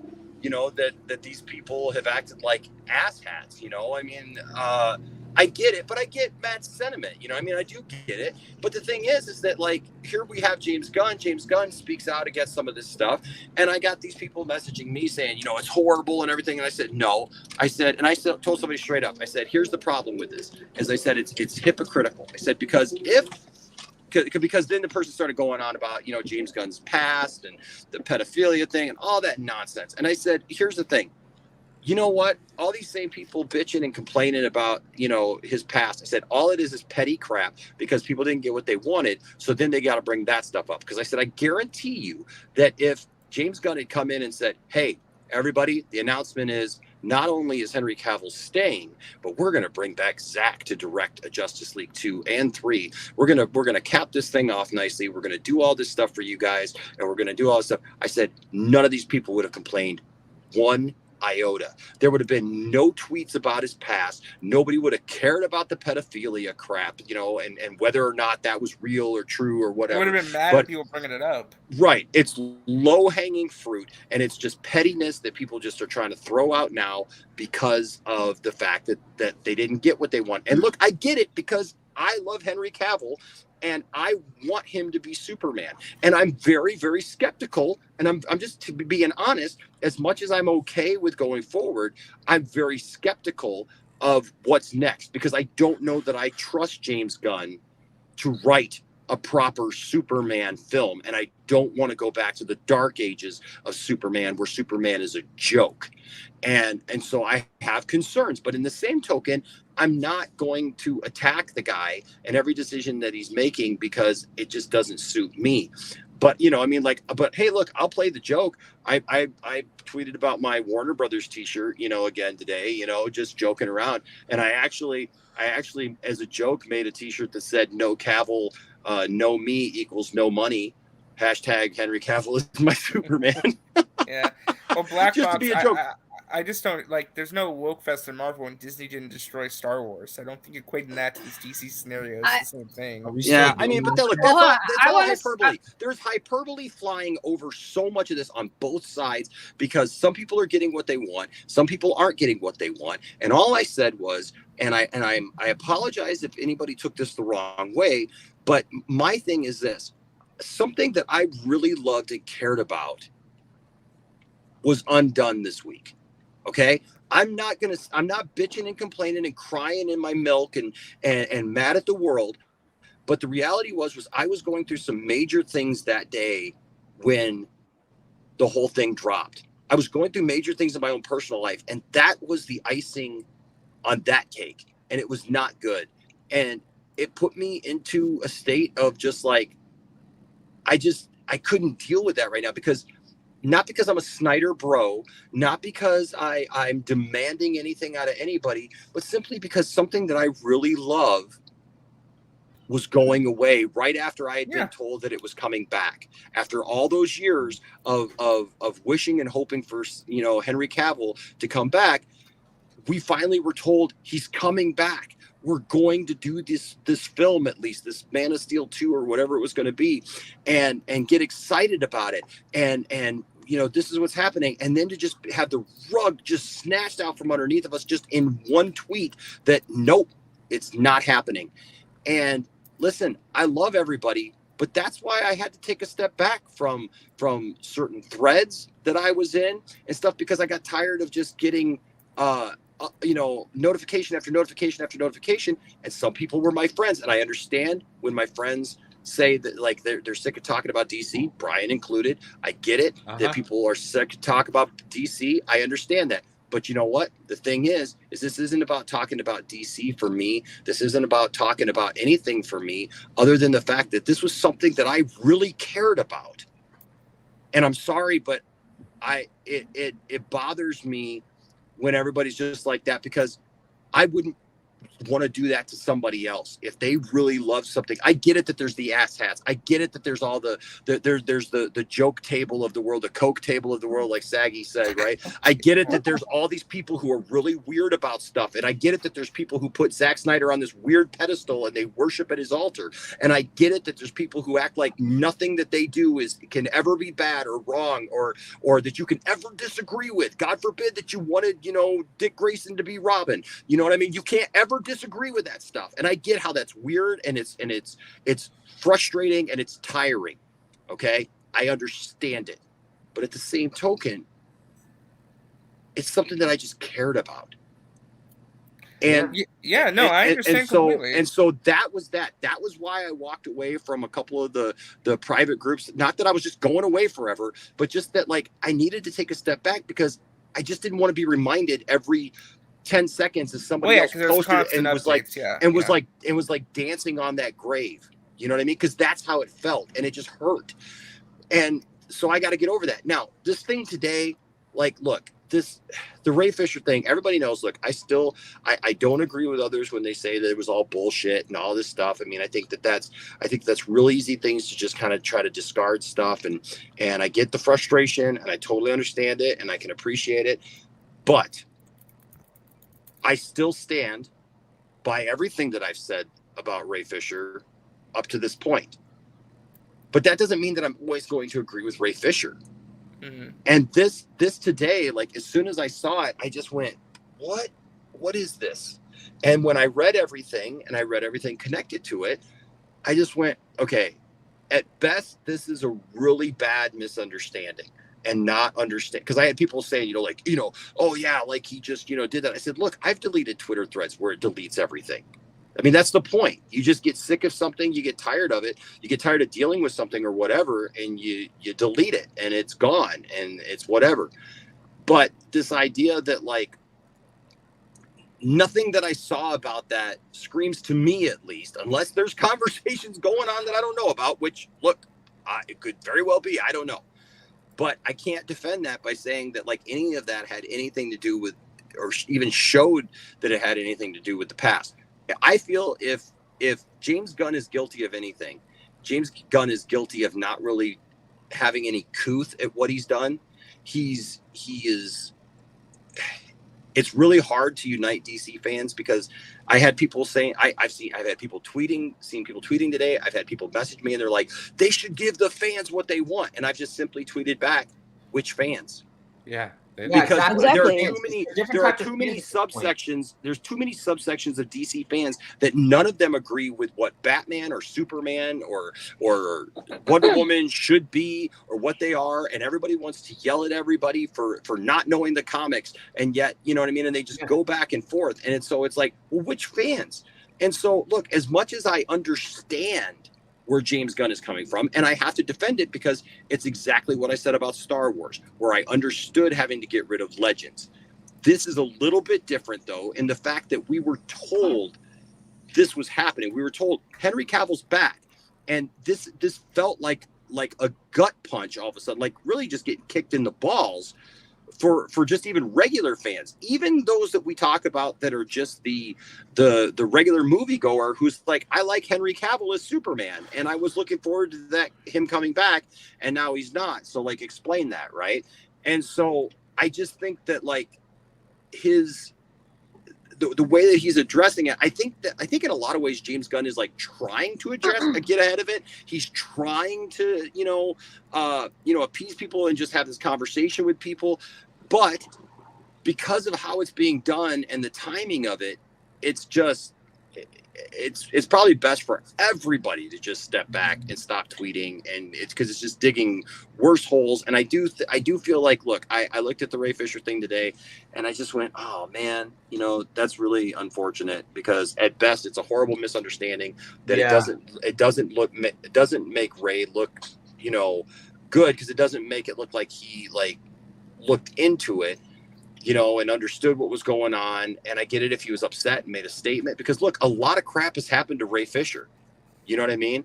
That doesn't excuse like getting something wrong. And that's not to say he's going to get every take right, or we're all going to agree with every take, but it also doesn't negate all the things that have happened to him and others from Warner Brothers. You know what I mean? But it also doesn't mean that you just attack everything that they do and act like now James is now part of the same, you know, regime and trying to do all that stuff. You know, like I don't see that in Saggy. I agree with you. Like I have been a huge supporter of Ray's, but I call it the way that I see it. You know, I try to be fair in the way that I call it. And I just think that this was not a good look. And you know, I'm hoping that it clears out. I'm hoping that, you know, he can see, you know, maybe what it was, or that there's some clarity there, you know, that comes out. And you know, but I was letting you talk, because I wanted you, because I know how it is on this panel. So I was going to let you finish most of that. But I will say this. I'm done. I will say this. Like, hi, Saggy. Hello, Bianca. Hi, Bianca. I get your frustrations. I get everyone's frustrations. But like, when you were bringing up the whole, I don't think it's Zach's fault. Like, yeah, in a sense, yes and no. But at this point, it's like all of us, including yourself, we have been attacked by that fandom so much that it's like, in my opinion, like when I'm looking at all the players in this, looking at everything that's happened since Gunn has taken over, the minor people who are toxic, back when we first started dealing with it, has increased by tenfold. So now his fandom went from a small fraction of crackhead table people to like an entire like wave of a new movement. And like at this point, if Zach, and I don't deny that Zach is about positivity and things like that, but it's like at this point you got to practice. But he's not privy to all that, Saggy. I mean, we deal with that, but he's not privy to all that. You got to understand, no way. He's definitely privy. Like, you know, I'm telling you right now, people do not listen. I get it. We live in that world. We're on Twitter. We're on YouTube. We're doing our videos. We're dealing with those people, and we see that those people. But listen, how many times has RJ said to me in the last couple of months, even, he's like kind of like, I get it now, because I used to try to explain to him, dude, you don't understand all the DMs that I get from people the second that somebody says something about me or tries to throw me under the bus or something like that all of a sudden I'm just inundated with all this nonsense. And now other people start to see it. But the thing is unless you're in that space and that stuff's happening to you, or you're paying attention to it, and you're not, that dude's out making a movie right now. He's literally making a franchise right now, and not just one, but he's working on 3 different franchises right now of IPs. Enosh, you know for a fact, I know you know for a fact that there's a reason why Zach associates publicly with only a core group of content creators. Okay, and I can guarantee you that, like, even though he's busy, it doesn't take like more than a couple of seconds or minutes on your phone to check your social medias and see what's going on. And to think that there are people close to him who are more active and seeing this, aren't saying, hey, avoid these people, this is what's going on. Like, it's crazy, because I mean, again, there are to think he's not aware of the people that are in his fandom. I think it depends upon your view of social media, because I'll be honest with you, Saggy, not everybody cares about social media. Not everybody cares about what people are saying on the internet. And we would all probably do a lot better if we didn't care and feel like we had to answer everything that's said about us or other people on the internet. And we just let it go. And we stopped trying to answer stuff and get into arguments and fights on the internet. I mean, that's the drama of it. Right. And some people aren't about drama. And when they say they aren't about drama, they really mean they aren't about drama. They're not people who say they don't like drama and then their whole life is drama. Right. But Enosh, you do. I mean, I know you understand it, but for those who are watching, just to explain, it's like social media has made it so that now fans can have what they feel is interactions, or at least follow certain people. So the social media game has definitely, these people do pay attention, because now instead of doing it the old ways, where they'd have to base their viewing stuff. Like they go by the popular opinion. They do pay attention to what's like James Gunn. James Gunn is not just a director, but now he's head of DC, and he is very active on social media. But So I but think that you that but you could make isn't- the but you could make the argument though that really that's kind of why he needs to step back right now from a lot of the stuff that he's doing, because he's trying to interact with people. And listen, your best intentions of trying to get ahead of stuff like that and actually have a conversation with people on the internet is what ends up blowing up in your face, and people take everything that you say wrong, or people misuse your words and they twist them so it doesn't matter what you say or what you do, even in the most positive way.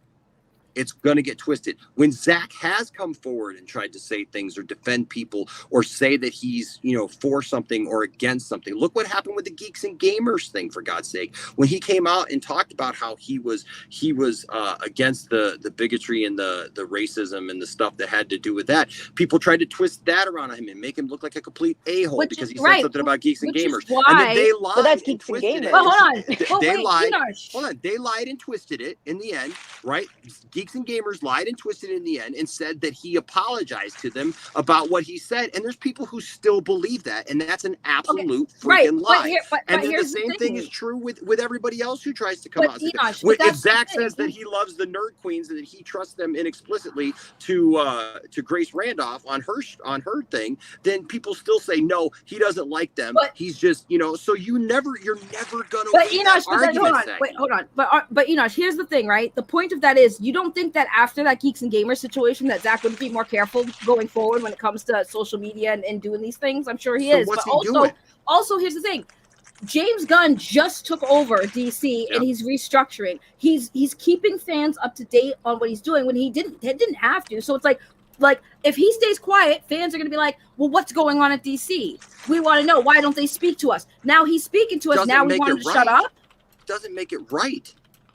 I mean, because honestly, what is he supposed to do? What is James Gunn supposed to do? James Gunn, you know what James Gunn probably should be doing right now is working on the next 10 years of DC. I'm pretty sure that's already what he's doing. I'm saying he should be Tweets doing take that. a couple of seconds of some person's life. But nobody. But here's the thing: we are acting like we deserve something that we do not deserve. We are the most selfish, self-centered.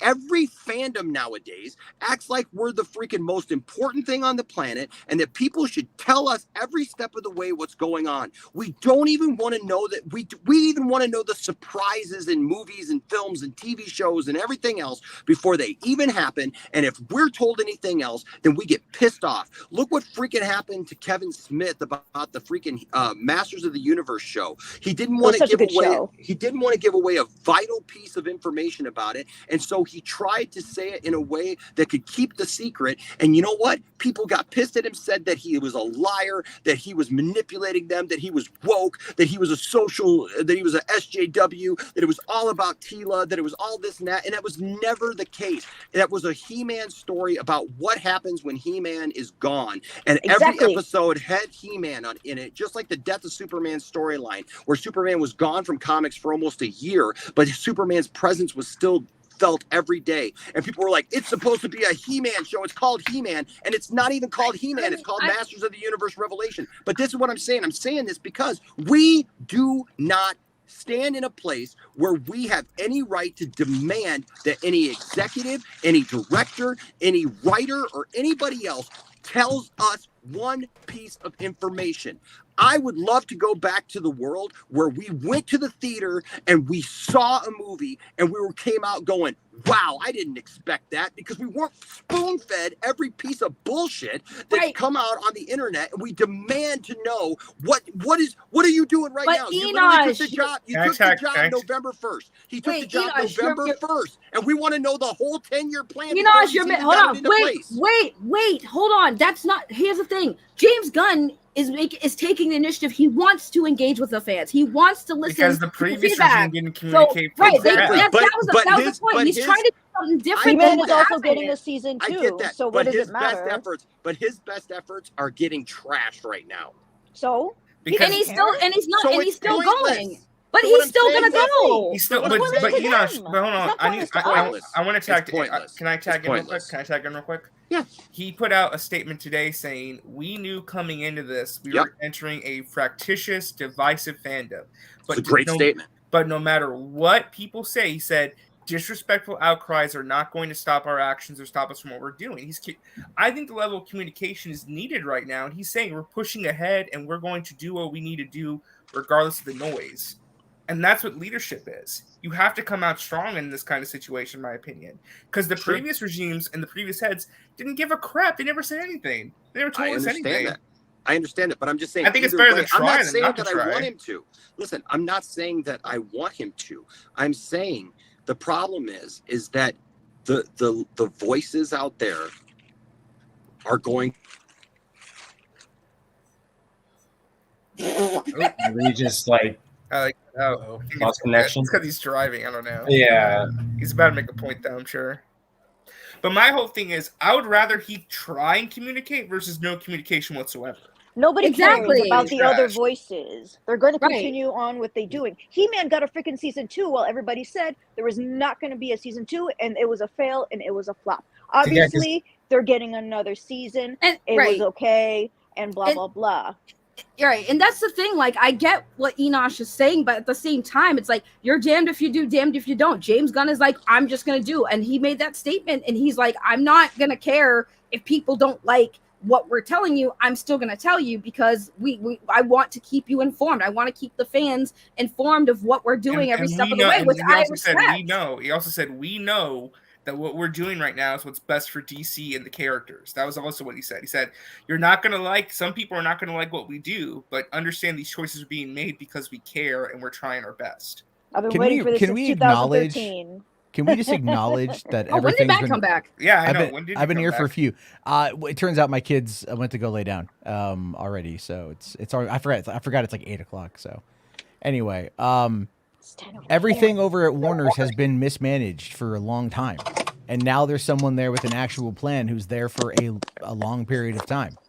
And so people are upset. So if you're mad about the Henry Cavill thing, don't put that on James Gunn. That wasn't in his vision. Sorry. He was just doing his job, you know. He was doing his job, and there was no contract. And I as blamed kept saying. I blamed Luca and Abdi for that because they should not have approved a cameo. They without should Steve not have being hired. kowtowed Dwayne the Rock Johnson. So they should not have done. And I listen, literally was it telling sucks. people It does this. suck. I'm like, this makes no sense. Like, he had no, like, Henry Cavill was done. It just wasn't official. It just now became official. I that was he's done. like, You're right. And they I should have wanted him never to come told back. him to do that. And they never should have told him to make an announcement until there was a contract signed. I'm sorry. That was just bad management. You don't tell somebody to make an announcement until it's official. You dot your I's, cross your T's. Bye, boom, now Eddie. make the Can you announcement. guys hear me? Yeah. Yeah, we can hear you loud and clear. Okay, sorry. I'm in my car and I'm in my garage because I just pulled up to the house and all of a sudden I lost all connection. So That happens to You me a sound a lot. lot better. okay, good. And anyways, my point is I agree with what all of you are saying. I totally get it, and I understand the James Gunn thing, and I understand why he did what he did and why things are happening the way that they are. I mean, I can still say that I don't like the fact that Henry's gone without being lumped in with everybody who's just like, remove James Gunn. You know what I mean? Like, I'm not doing that. I don't think that that's what should be done. And I don't think it's necessarily bad. I thought the statement that he made today was really good. Now, I know that there's a lot of people who hate it and they don't want to accept it. And there's got to be some kind of, Agenda. horrible, thought behind everything that's ever said or done. And they mistrust, everybody. And I think that's very misplaced. And like I said, I look forward to seeing what comes next, and I want to see something good. But also, like, I have my reservations about it, but it doesn't mean I'm boycotting the whole thing. I think that's stupid. I think it's all stupid. And They're trying to boycott again.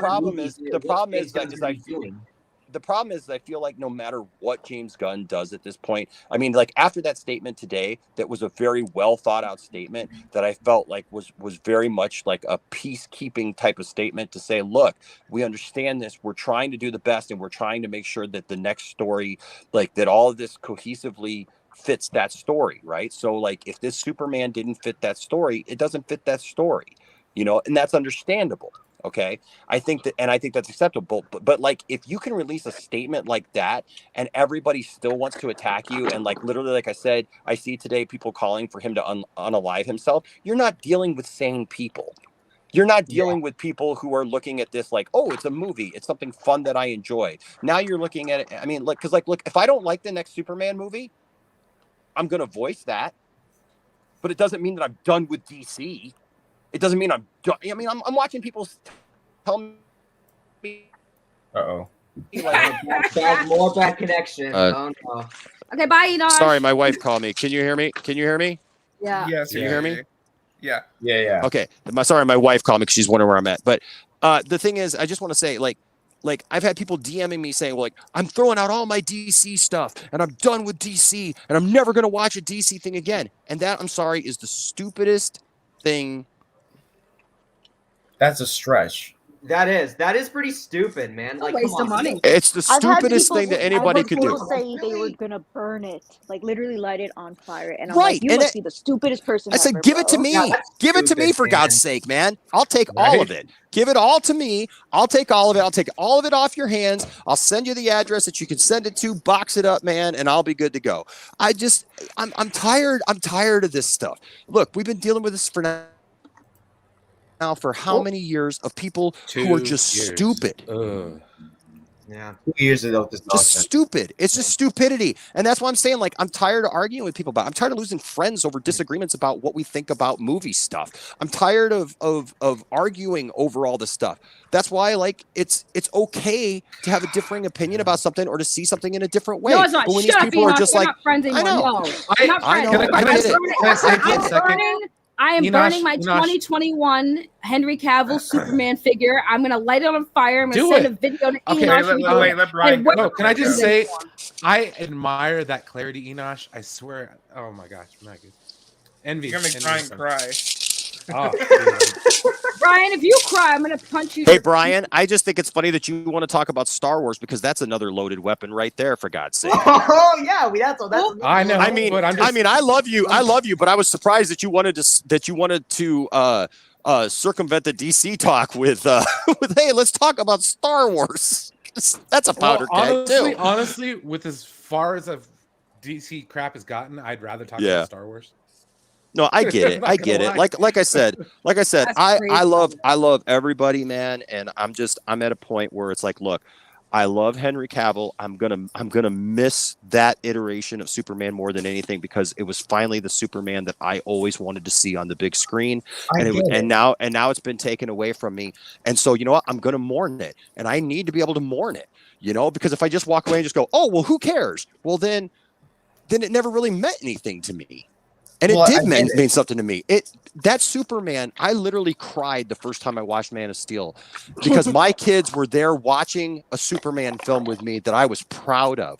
That after watching Superman Returns, where I went to go see that movie 6 times in the theater, wanting to feel something, and every time leaving going, what the heck, man? He's okay as an actor, but this movie sucks.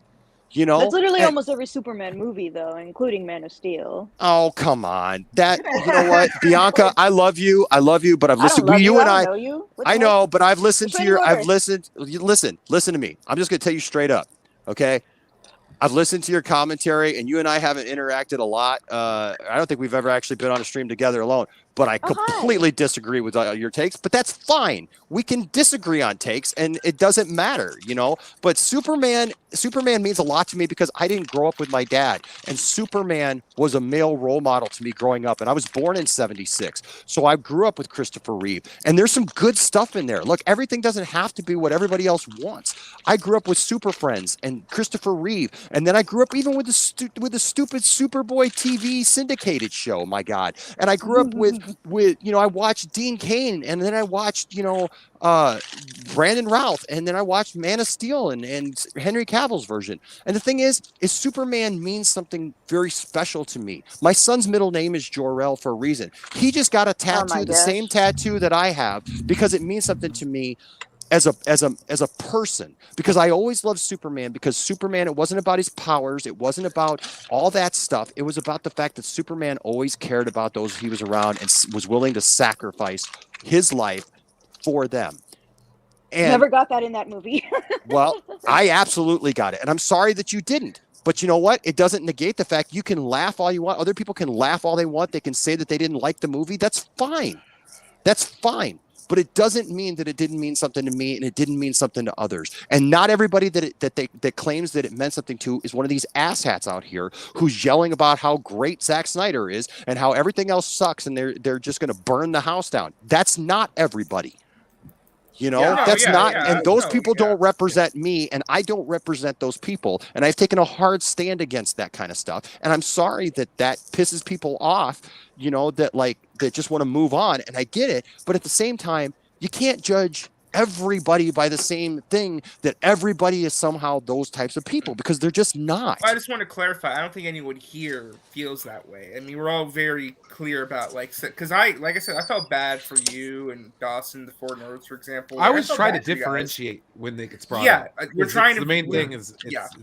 Go ahead, Brian. Sorry. No, it's frustrating sometimes when you try to differentiate, and we are friends with a lot of people that, you know, don't. I have no friends when we're differentiating. You know what I'm saying? Besides Bianca, who has no friends. So if I were to make a statement saying, like, you know, Bianca just wants to watch the world burn. Right? She just wants to watch the world burn. So he does know you, Bianca. He does know you, Bianca.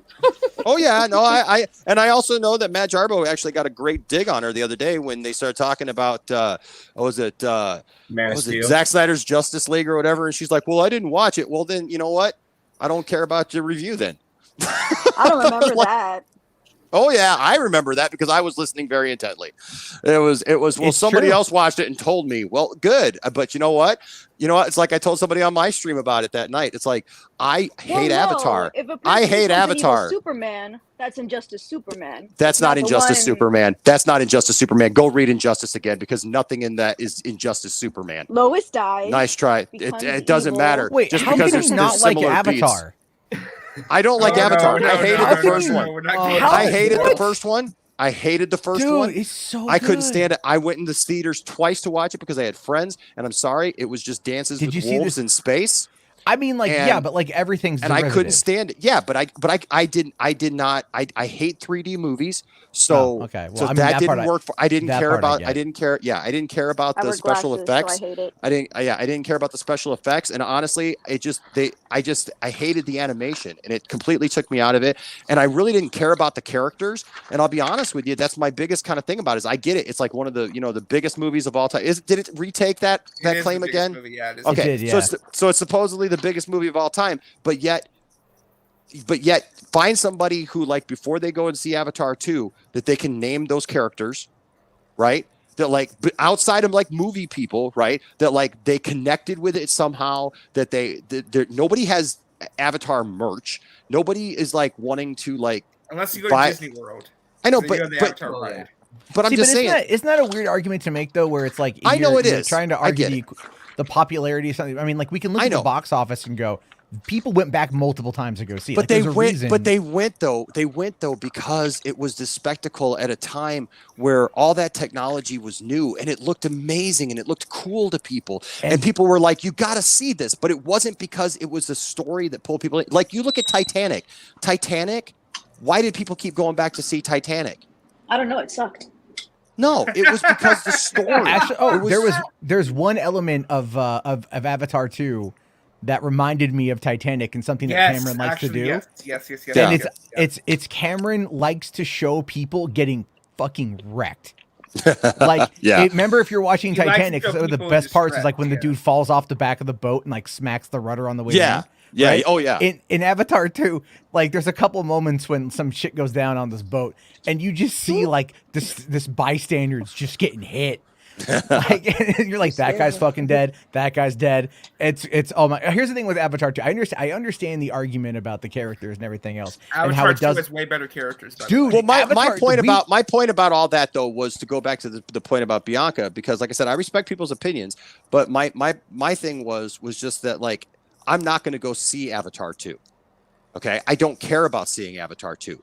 Avatar 2 could be so much better than Avatar 1, and unless I catch it later on in streaming because everybody's watching it or something like that, I literally have no desire to watch Avatar 2. So if I come out tomorrow, that's fine. And that could be. And I respect people who like it. But if I come out tomorrow on Poindexter Lounge with a review of Avatar 2 and I tell you how it sucks because of my preconceived notion about something else about Avatar, and I never watched Avatar 2 to even know if it's a better movie, and I tell you about how it sucks just because it sucks, but I never watched it, don't listen to that review because that review doesn't make any sense.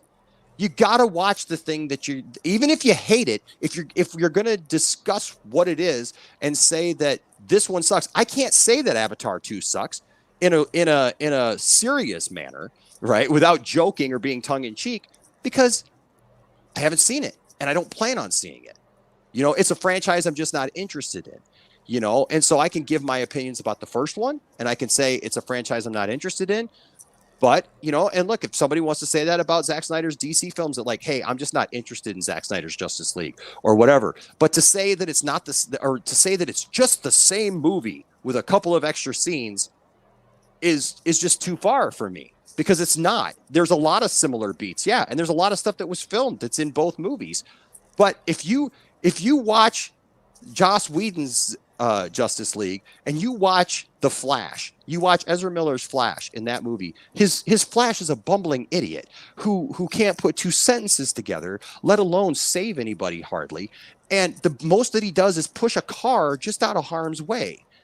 But in Zack Snyder's Justice League, he literally has this amazing epiphany and moment where he shines. And look, bots be damned. It probably was bots that voted for all that stuff, right? With that scene. But the thing is for me, that scene is so powerful because you see the Flash mature in that moment in a way that was never in the other movie, with parts that were never in that film.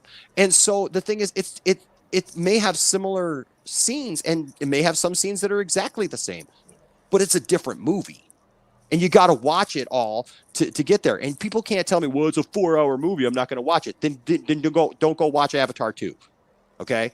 Then don't watch anything. You can even split it up. It's in 6 parts, for God's sake. I'm sick of people complaining about long movies too. Because you know what?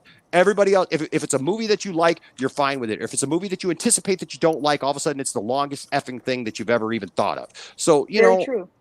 I mean, like, wait, it's all do I have to relative. go watch Justice League again? Because I don't want to. No, you don't have to. But I'm just saying. But I'm saying it's all relative. I'm saying when you're talking about, I'm saying when you're talking about the length of a movie, though, it's all relative, right? When people watch like these epic movies of the past, like a classic like Cecil B. DeMille's, you know, 10 Commandments or Ben-Hur or something like that, nobody sits around. I mean, yeah, you may say, well, dang, this is a long movie, right? But if something's good, or if it's something you enjoy, or it's something you're willing to put the time into because you want to be a critic or you want to be somebody who talks about movies on the internet, then that's part of the job. Is you watch the freaking thing. I mean, we all gave Mecha Random 42 a hard time when she started doing that crap. You know what I mean? Like, I'm just saying, like, if you want the job of talking about films or talking about movies, sometimes you got to watch a crappy movie or a movie that you just don't like to be able to talk about it. The way I say it is, like, I talked a lot of crap about Ghostbusters 2016, like a lot of crap. Yeah. And I still went All the and saw Ghostbusters it on movies were the terrible. That's a bad thing. Listen, you have takes that I do not understand if you're being ironic or unironic. Right. If you are kayfabing this, then bravo. I don't like it. But if you're like Ghostbusters 1 is not a good movie, just stop. It's not. Yeah, exactly. Are you mad on this? Like, if you one is bad, I'm sorry. Okay. Like, you have to look at Ghostbusters through the lens of Reagan era capitalistic and workman comedy of the 1980s. Hold on, wait. How old are you, Bianca? I mean, I'm sorry. I know you're not supposed to ask a lady. I know you're not supposed to ask a lady. I'm 27. I just turned 27 last month. Okay, that makes a lot more sense then. I'm just going to be honest with you. And that's not an insult to you. No, it's not an insult to you, because the thing is that I come across this every day. Like, I have a lot of friends. Most of my friends are all very much younger than me. Matt, I'm sure a lot of the people that you talk to on the internet, because we talk to a lot of the same people, but I mean, a lot of the people that we talk to, a lot of them are much younger than us, and they don't understand the 80s. They look at the 80s as like I something like that was Big Trouble in Little China. That was from the 80s. I watched 1970s, 80s kung fu movies since I was a child. But That's great, but that doesn't mean that you understand the era in which it was, though. You may No, like I do pieces of it, understand. but I you may do. like pieces of it. But you have to look at some of those films through, like Matt just said, the lens of what was actually going on in the world. Yeah, You it's know? like in Ghostbusters when they walk out of getting a loan and Ray's like, I had to take out a second mortgage on that house. I grew up in that house. It's like there's a joke there. What's difficult to understand about that? The joke is the mortgage. Yeah, The joke is what- like you're going to it's not lose hard. your. It's yeah, but have you been in a position? Do you own a home? That's funny. In this economy? Well, that's kind of the point. That's true. That's kind of the point of where they That's what are he was- back then. yeah. It's a blue collar comedy is really what Ghostbusters is. Yeah, but I it's, didn't say it's the comedy was bad. The story was not good. You're mostly there for the characters because they are iconic. They're fun together. They're like they make the room. They make the scene. Without them, it's just meh, a boring storyline. Honestly, the villain was disappointing too. Okay. I mean, I'm if we're gonna pull out talking, if on we're Enoch, talking I about guess. like Ghostbusters 2016, then the answer to that is entirely okay. There is lore. All of them were though. okay. There is lore to Ghostbusters, though. Like That's- the whole the Shandor, Yvonne Shandor. I mean, there's a whole lot of lore to that has made that they've expanded upon over the years. So I would recommend looking. Cartoons. Well, the video game, the 2009 game, was I'm not actually playing that very. video game. But that video I game played the video is game. I thought it was good. considered the third movie. It was decanonized. I know because I was in the room when it was decanonized. Ivan Reitman did that in 2017 at Comic-Con, and then when they announced Afterlife, they recanonized the game. They So told the me game- not to watch the third one. What, Ghostbusters Afterlife?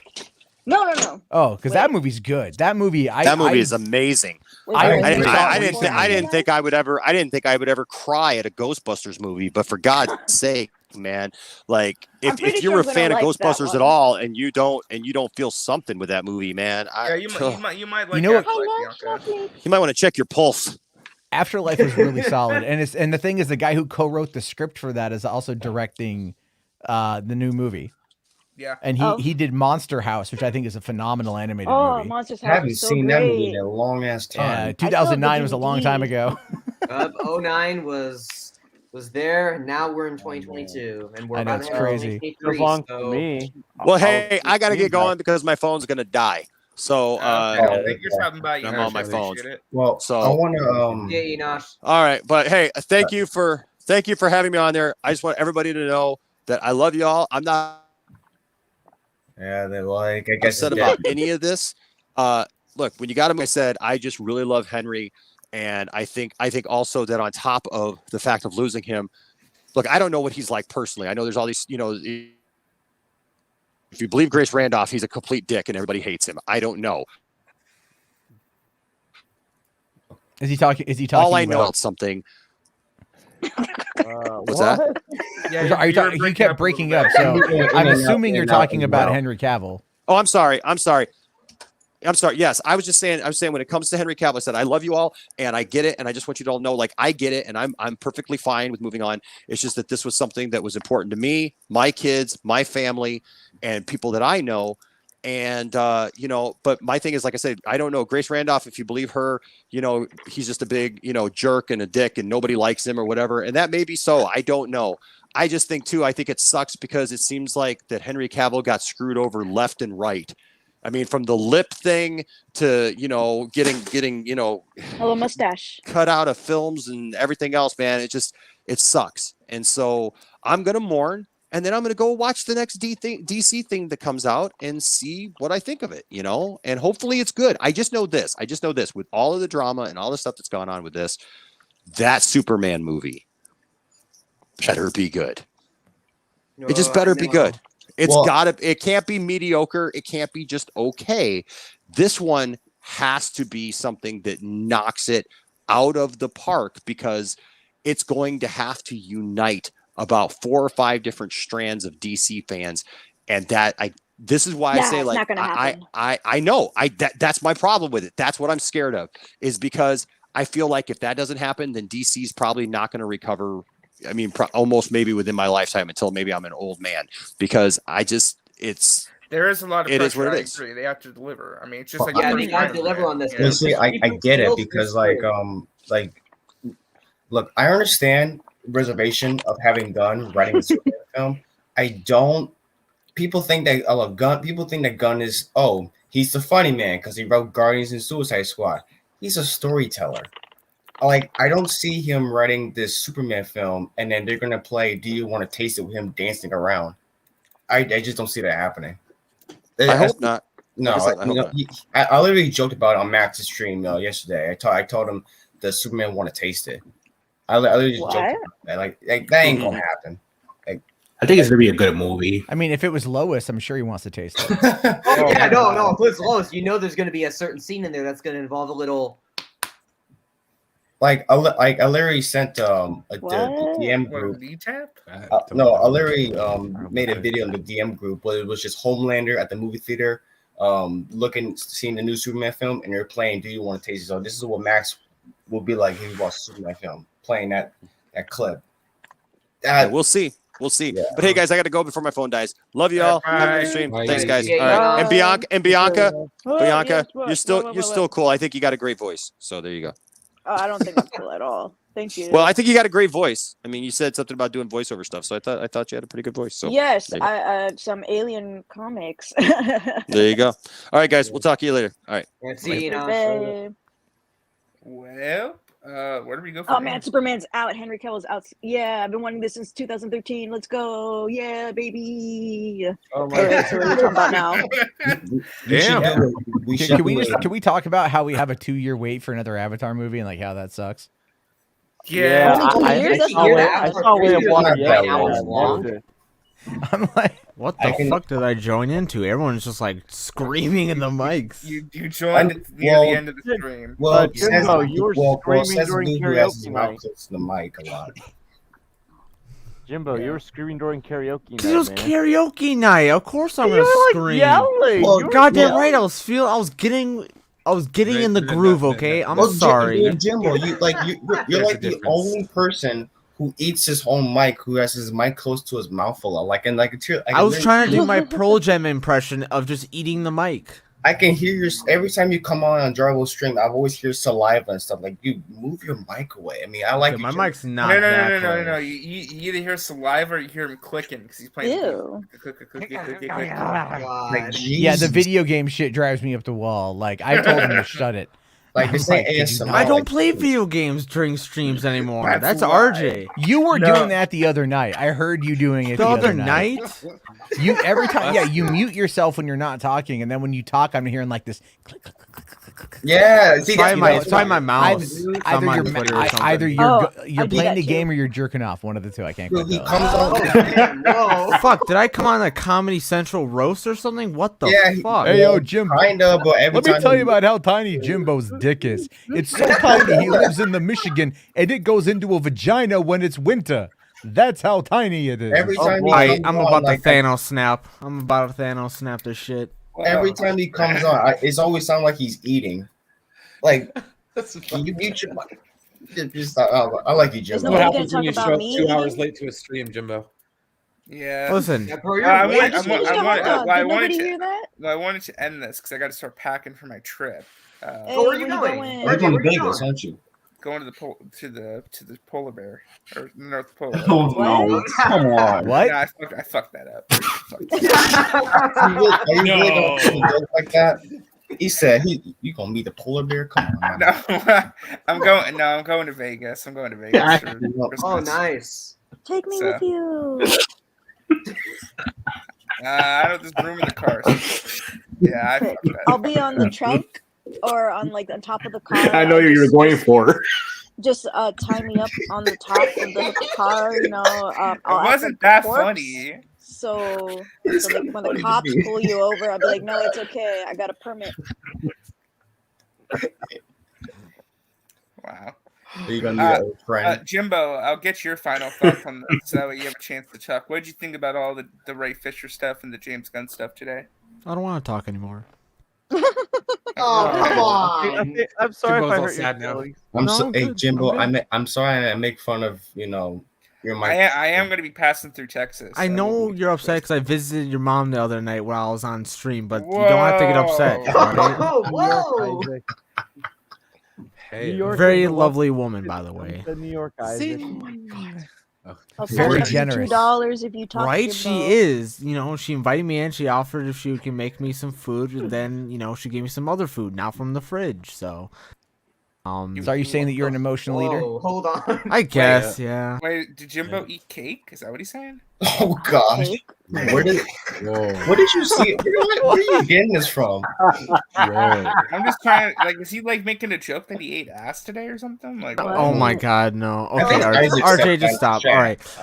RJ, he's talking about eating pussy. What are you talking about? Jesus Christ, RJ. All right, but anyways, in terms of it, I think that Ray Fisher just kind of showed his intentions with, obviously DC and WB going forward. Obviously he just made an emotional, selfish response, and it's do you even know what you're talking about? And clearly he doesn't, because James Gunn and even you, RJ, called him out and said, bro, his tweets auto-delete. and then I'm all I want is an apology, a public apology from him, because that was kind of a dick thing to do, and Ray's thing. It's what did James do, dude? What did, literally, what did he do? All because, a tweet auto-delete that you weren't aware of? In a tweet, so what? A tweet deletes. I think he doesn't know that feature existed. I don't know what he knows. I think he just has his head up his ass or something in regards to this shit and social media and stuff like that. But my thing is, I don't understand why everyone's saying, fire James Gunn, cancel DC, boycott. Bro, this is DC's third strike. If they fuck up this slate, it's done. They tried to start it with, didn't they try to start, the DC universe with Green Lantern the first time around? Then obviously the Snyderverse didn't go anywhere, and now we're on the third attempt. It's bro, we hope this is good, because otherwise we ain't getting DC till we're fucking 50. Oh shoot! What was the first one? What was the first attempt? I missed that. I think it was Green Lantern. I think that's. Green Lantern, I think it was. Oh. Yeah. I would like to say that. It I was Green pretty Lantern. sure they're trying to set up and then again, Black Adam's cameo with Henry Cavill is just another one, a post-credit scene or whatever cameo that led to nowhere. Green Lantern had a cameo, or sorry, a post-credit scene led to nowhere. It's wait, there was a post-credit scene in Green Lantern? There was. Yes, That's Sinestro. Oh. I've only seen it one time, so I don't know. Sinestro looked great. I love Green Lantern. I love Green Lantern as a character, but that movie was just fucking ridiculous. But my thing is, I just want Ryan Reynolds. No, I'm fine with Ryan Reynolds as Green Lantern. The script was horrible. I just think, the script was horrible, and just overall the pacing was fucking god awful. The whole movie was build up and had 2 seconds of he beat the villain so quick. I'm so you spend the whole movie getting to the point where you fight the villain, and then it's all right, we beat him real quick and just took him to the fucking sun, and he's done. I'm well, that was stupid. I Pledge do. needed to have more oomph to it. I want to. I do. I don't here's the thing. I'm for with a reboot. But I could have. I listened to Enosh's stream about his thoughts on Henry Cavill, and William said, they don't want to make it seem like the customer's time is wasted for those films, because I think he made a decent point about it, saying I've been in this role for 9 years, and then this finish line has been keep moving further and further. So how are you going to support something that's not going to be resolved?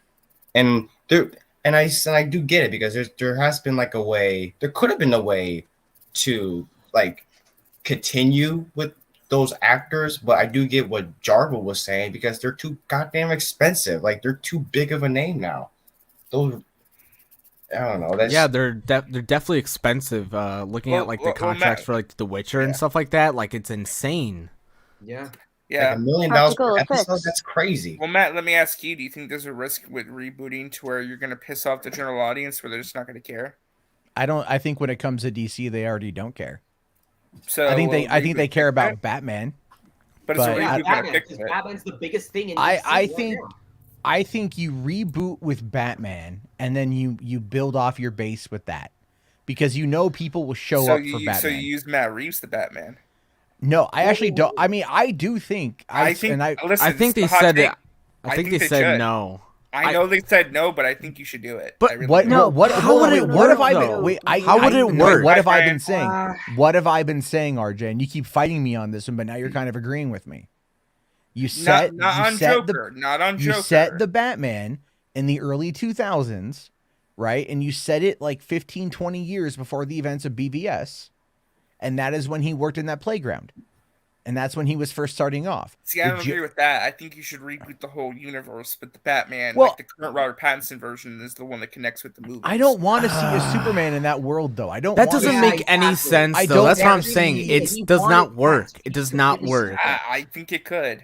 I just listen. If they introduce like Mr. Freeze or like Clayface or whatever his name is, if they introduce that's kind of like a sort of like mystical supernatural type villain, then maybe it could open the door for like a Superman or something. But right now, it's too based in like reality in some aspects. I just don't think it works well right It's now. debatably more Batman. The Batman is debatably But then a what little do you more wait? Let me grounded than ask Dark this Knight. then. What are you gonna do? Because you're just gonna get another young Batman? Yeah, That's that's the one I'm a little. You have two skeptical on that. competing versions. Or at least We would have it not all the way anyways. as Ben Affleck Batman, like not that old, but not too young. So you're saying either. like middle, like 30s Batman? 30s, 40s Batman, but it is confirmed that the Robert Patterson version is actually in his 30s. Is he? Oh yeah, Yes. Batman. Yeah. Yeah. typically Batman is in his 30s when he first starts. Yeah, that makes sense. No. Some And has Ben like, Affleck's Batman was in his 50s. mid-20s. Yeah, because he's at the end of his career. Exactly. Ben So you Affleck, could yeah. easily set it 20 years prior. Yeah, I wouldn't want mind it if to, they though, did that. Matt. It's a different version. It just doesn't work.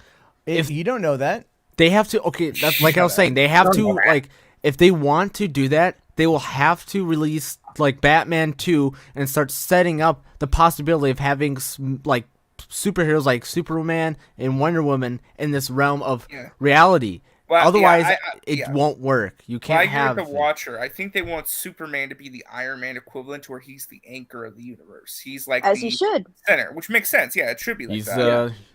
I want to The thing say about because Superman, though, is that, like, look, I think this whole reboot thing, I don't think it's going to be that much of an obstacle because the Batman, Batman's a big name, but it prints money. Superman debatably can print money. I'm sure it depends on how much they spend on it. If Superman can, make 500 plus million with not a $200 million budget, but maybe a $90 million budget, I think they'll be fine. Wait, has James Gunn ever made fart jokes in any of his movies? I don't remember any. I don't remember there being fart jokes. No, there was never fart shows in any of their movies, as far as I know. It's not that childish. Jokes, but yeah. And I don't think Superman's going. I don't think this will be a comedy because Superman's an A-list character. Guardians and the Suicide Squad were just B-list, Z-list characters, and you can make fun of those characters and make a good story. Yeah. Well, I hope the reboot's successful. We'll see. Anthony Culture for $2 says thoughts on Michael Rosenbaum, who wants to come back as Lex. It'd be cool for like an Elseworlds thing, but not for main Lex Luthor. I mean, never say never though, I guess. Do you think they'll like? I don't know if they'll do anything else worlds until they like actually establish it. Because I feel like that's like, because they need to focus on establishing what the new DCU is before they start doing in separate stories. I know the Batman technically is that Elseworlds story, but that's already been pre-established and they're still going with it. But other than that, I just don't see how they could do it and still make the general audience be like, because they're gonna be like, "What does this movie connect? Does this, it just will start adding It's more gonna be confusion." confusing, basically. Yeah. So the Batman, I think, should be their only Elseworlds story. Otherwise, if Matt's correct and they connect it, which I don't think we're not that dumb though. We can tell the difference between an Elseworld or like something that's standalone versus a movie that is connected to a universe. People are really that dumb. People are really that dumb. You'd be surprised how dumb the general audience is. Even I've worked for theaters. I've worked for theaters. There's a difference though. The retail idiots are one thing. Movie idiots are another one. Okay. Back in May of 2002, we all know the big movie that came out May of 2002, right? Attack of the Clones. No, that was 2005. Spider-Man. No, that was 2002. That was right. 02. Yeah, it was That was 2002. 02. Right. Oh, Yeah. Spider-Man, right? So yeah. cute. We had Oh, Spider-Man at the drive-in. We had Spider-Man at the drive-in. We were selling out every night with it. It was massive. I had more than a handful of people come through and go, "What's Spider-Man?" What? And I look at them, I'm all like, Okay. Wait, what? No, like Okay, I And they're first like, of all, "What's I- like, I Spider-Man?" Yep. That's Okay, hold on. And we I- made fun of them for it, as we Okay, should have. At first, I didn't agree with you by calling the audience idiots because I don't like calling them idiots. But once you said that, I was like, okay, that can. Make I don't mean idiot. I don't mean it. I think idiot, and I think there's a difference between idiot and retard. You know what I mean? Like, I think idiot denotes. I have people like, come to me and say, "Is cookies okay to feed to dogs?" And I'm like, "Wow, you're special." Oh my god. yeah. People. The thing is, though, people out there, they don't know what they don't know. I mean, all things considered. You don't know what I don't know, Jarbo. Yeah. You know 2 + 2 = fish. You don't know. You don't know. You don't know that. We You got to don't get know. that sound drop just for Max for every time It he should be a talks. T-shirt. It should be a T-shirt. You don't know. Can you But stop? I have one last thing to go over for in the stream, and no one else is going to care about this but me. But people did ask for my take on this. Uh-oh. They Of course. did It's anime officially- related, isn't it? No, they did officially I love announce anime. and reveal the official look for Shooty Gatwa's Doctor. Uh, The new Oh, actor whoa. playing Doctor, the Doctor in Doctor Who. Oh, Doctor Who. Okay. Yes. I got you. So this is going to be on Disney Plus next year. My quick take is, those that cared, I like it. It's a little more minimalistic than I thought it was going to be. I thought it'd be a little more fantastical. He needs a hat. I think he needs a hat. Why? Why a hat? I don't. I He don't already know. has Like, the drip. You're why gonna a ruin it with the hat. Stop ruining his drip, RJ. He looks no, perfect. I'm just saying, like, I like it. I like the earrings. I like the Netflix and the necklace. It's because and he's the black. rings. He has to wear a hat. We get it. No, I didn't mean that. Damn.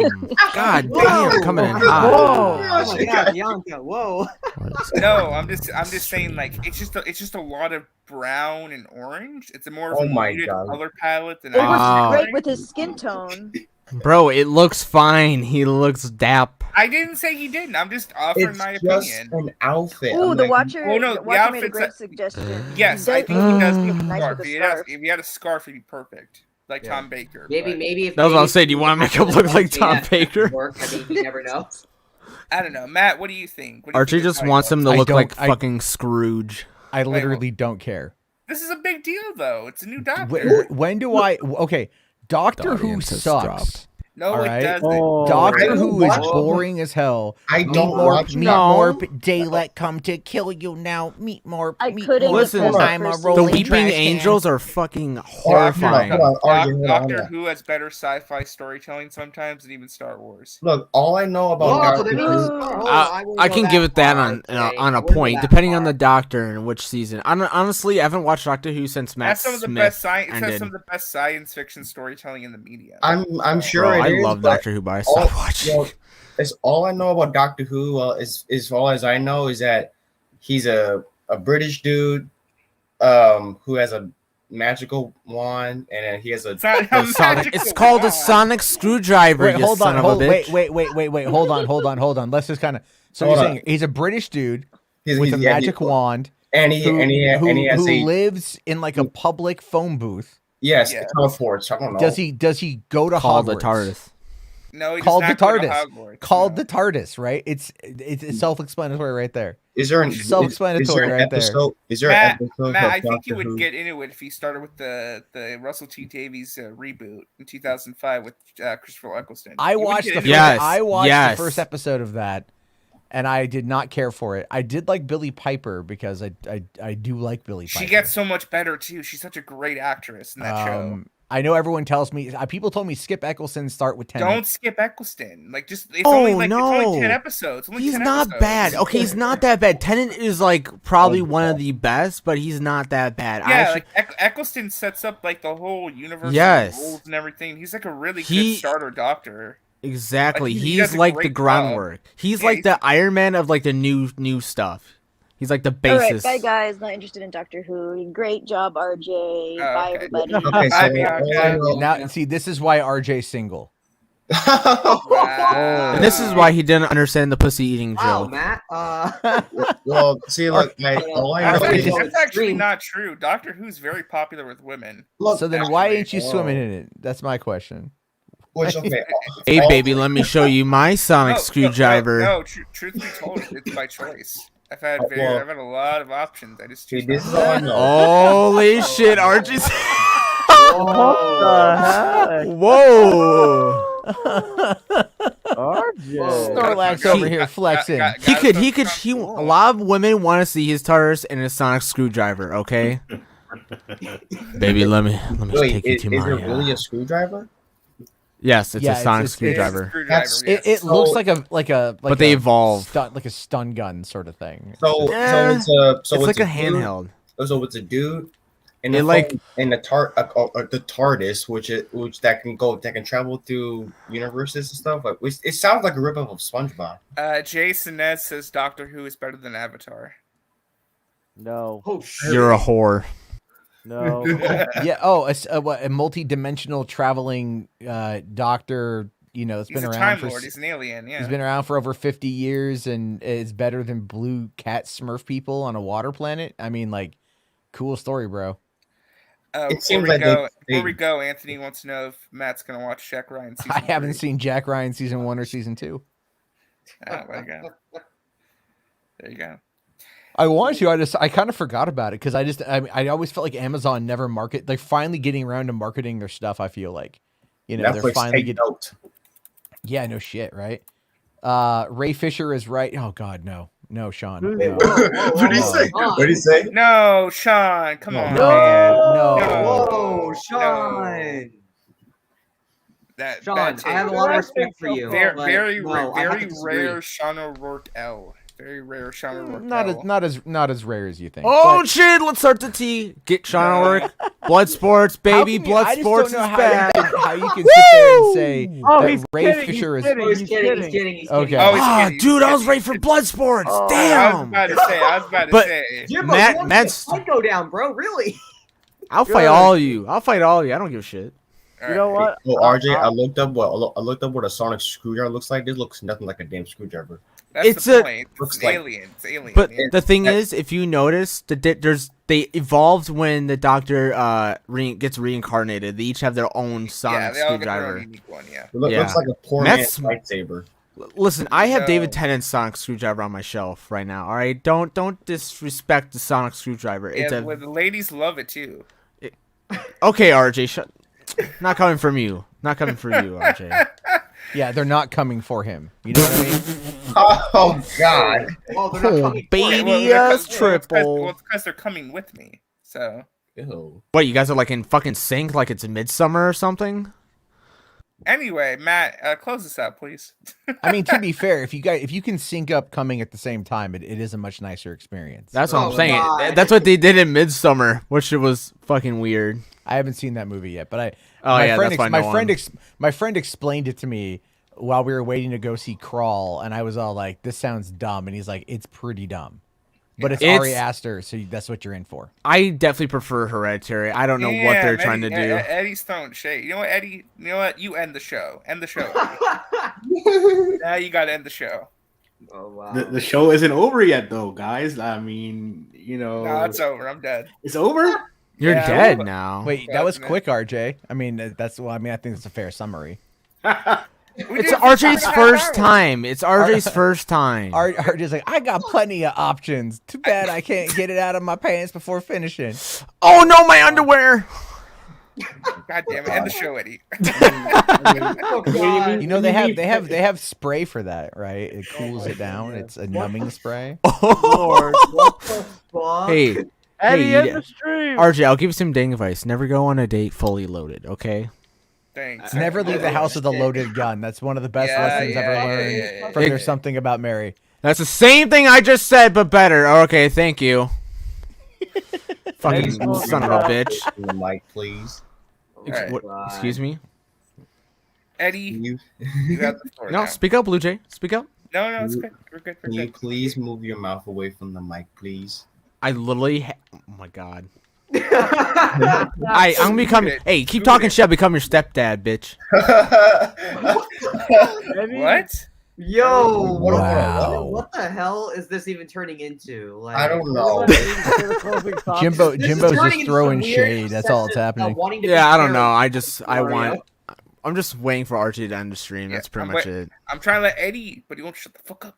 Okay. I was gonna make a joke, guys. I mean, Not the end. You got the floor, Eddie. You got the floor. I was gonna make a fun joke about when RJ said options. I'm pretty sure he was talking about his sex doll collection. But No, no, Eddie. Let's be fair. He was talking about his left or right hand.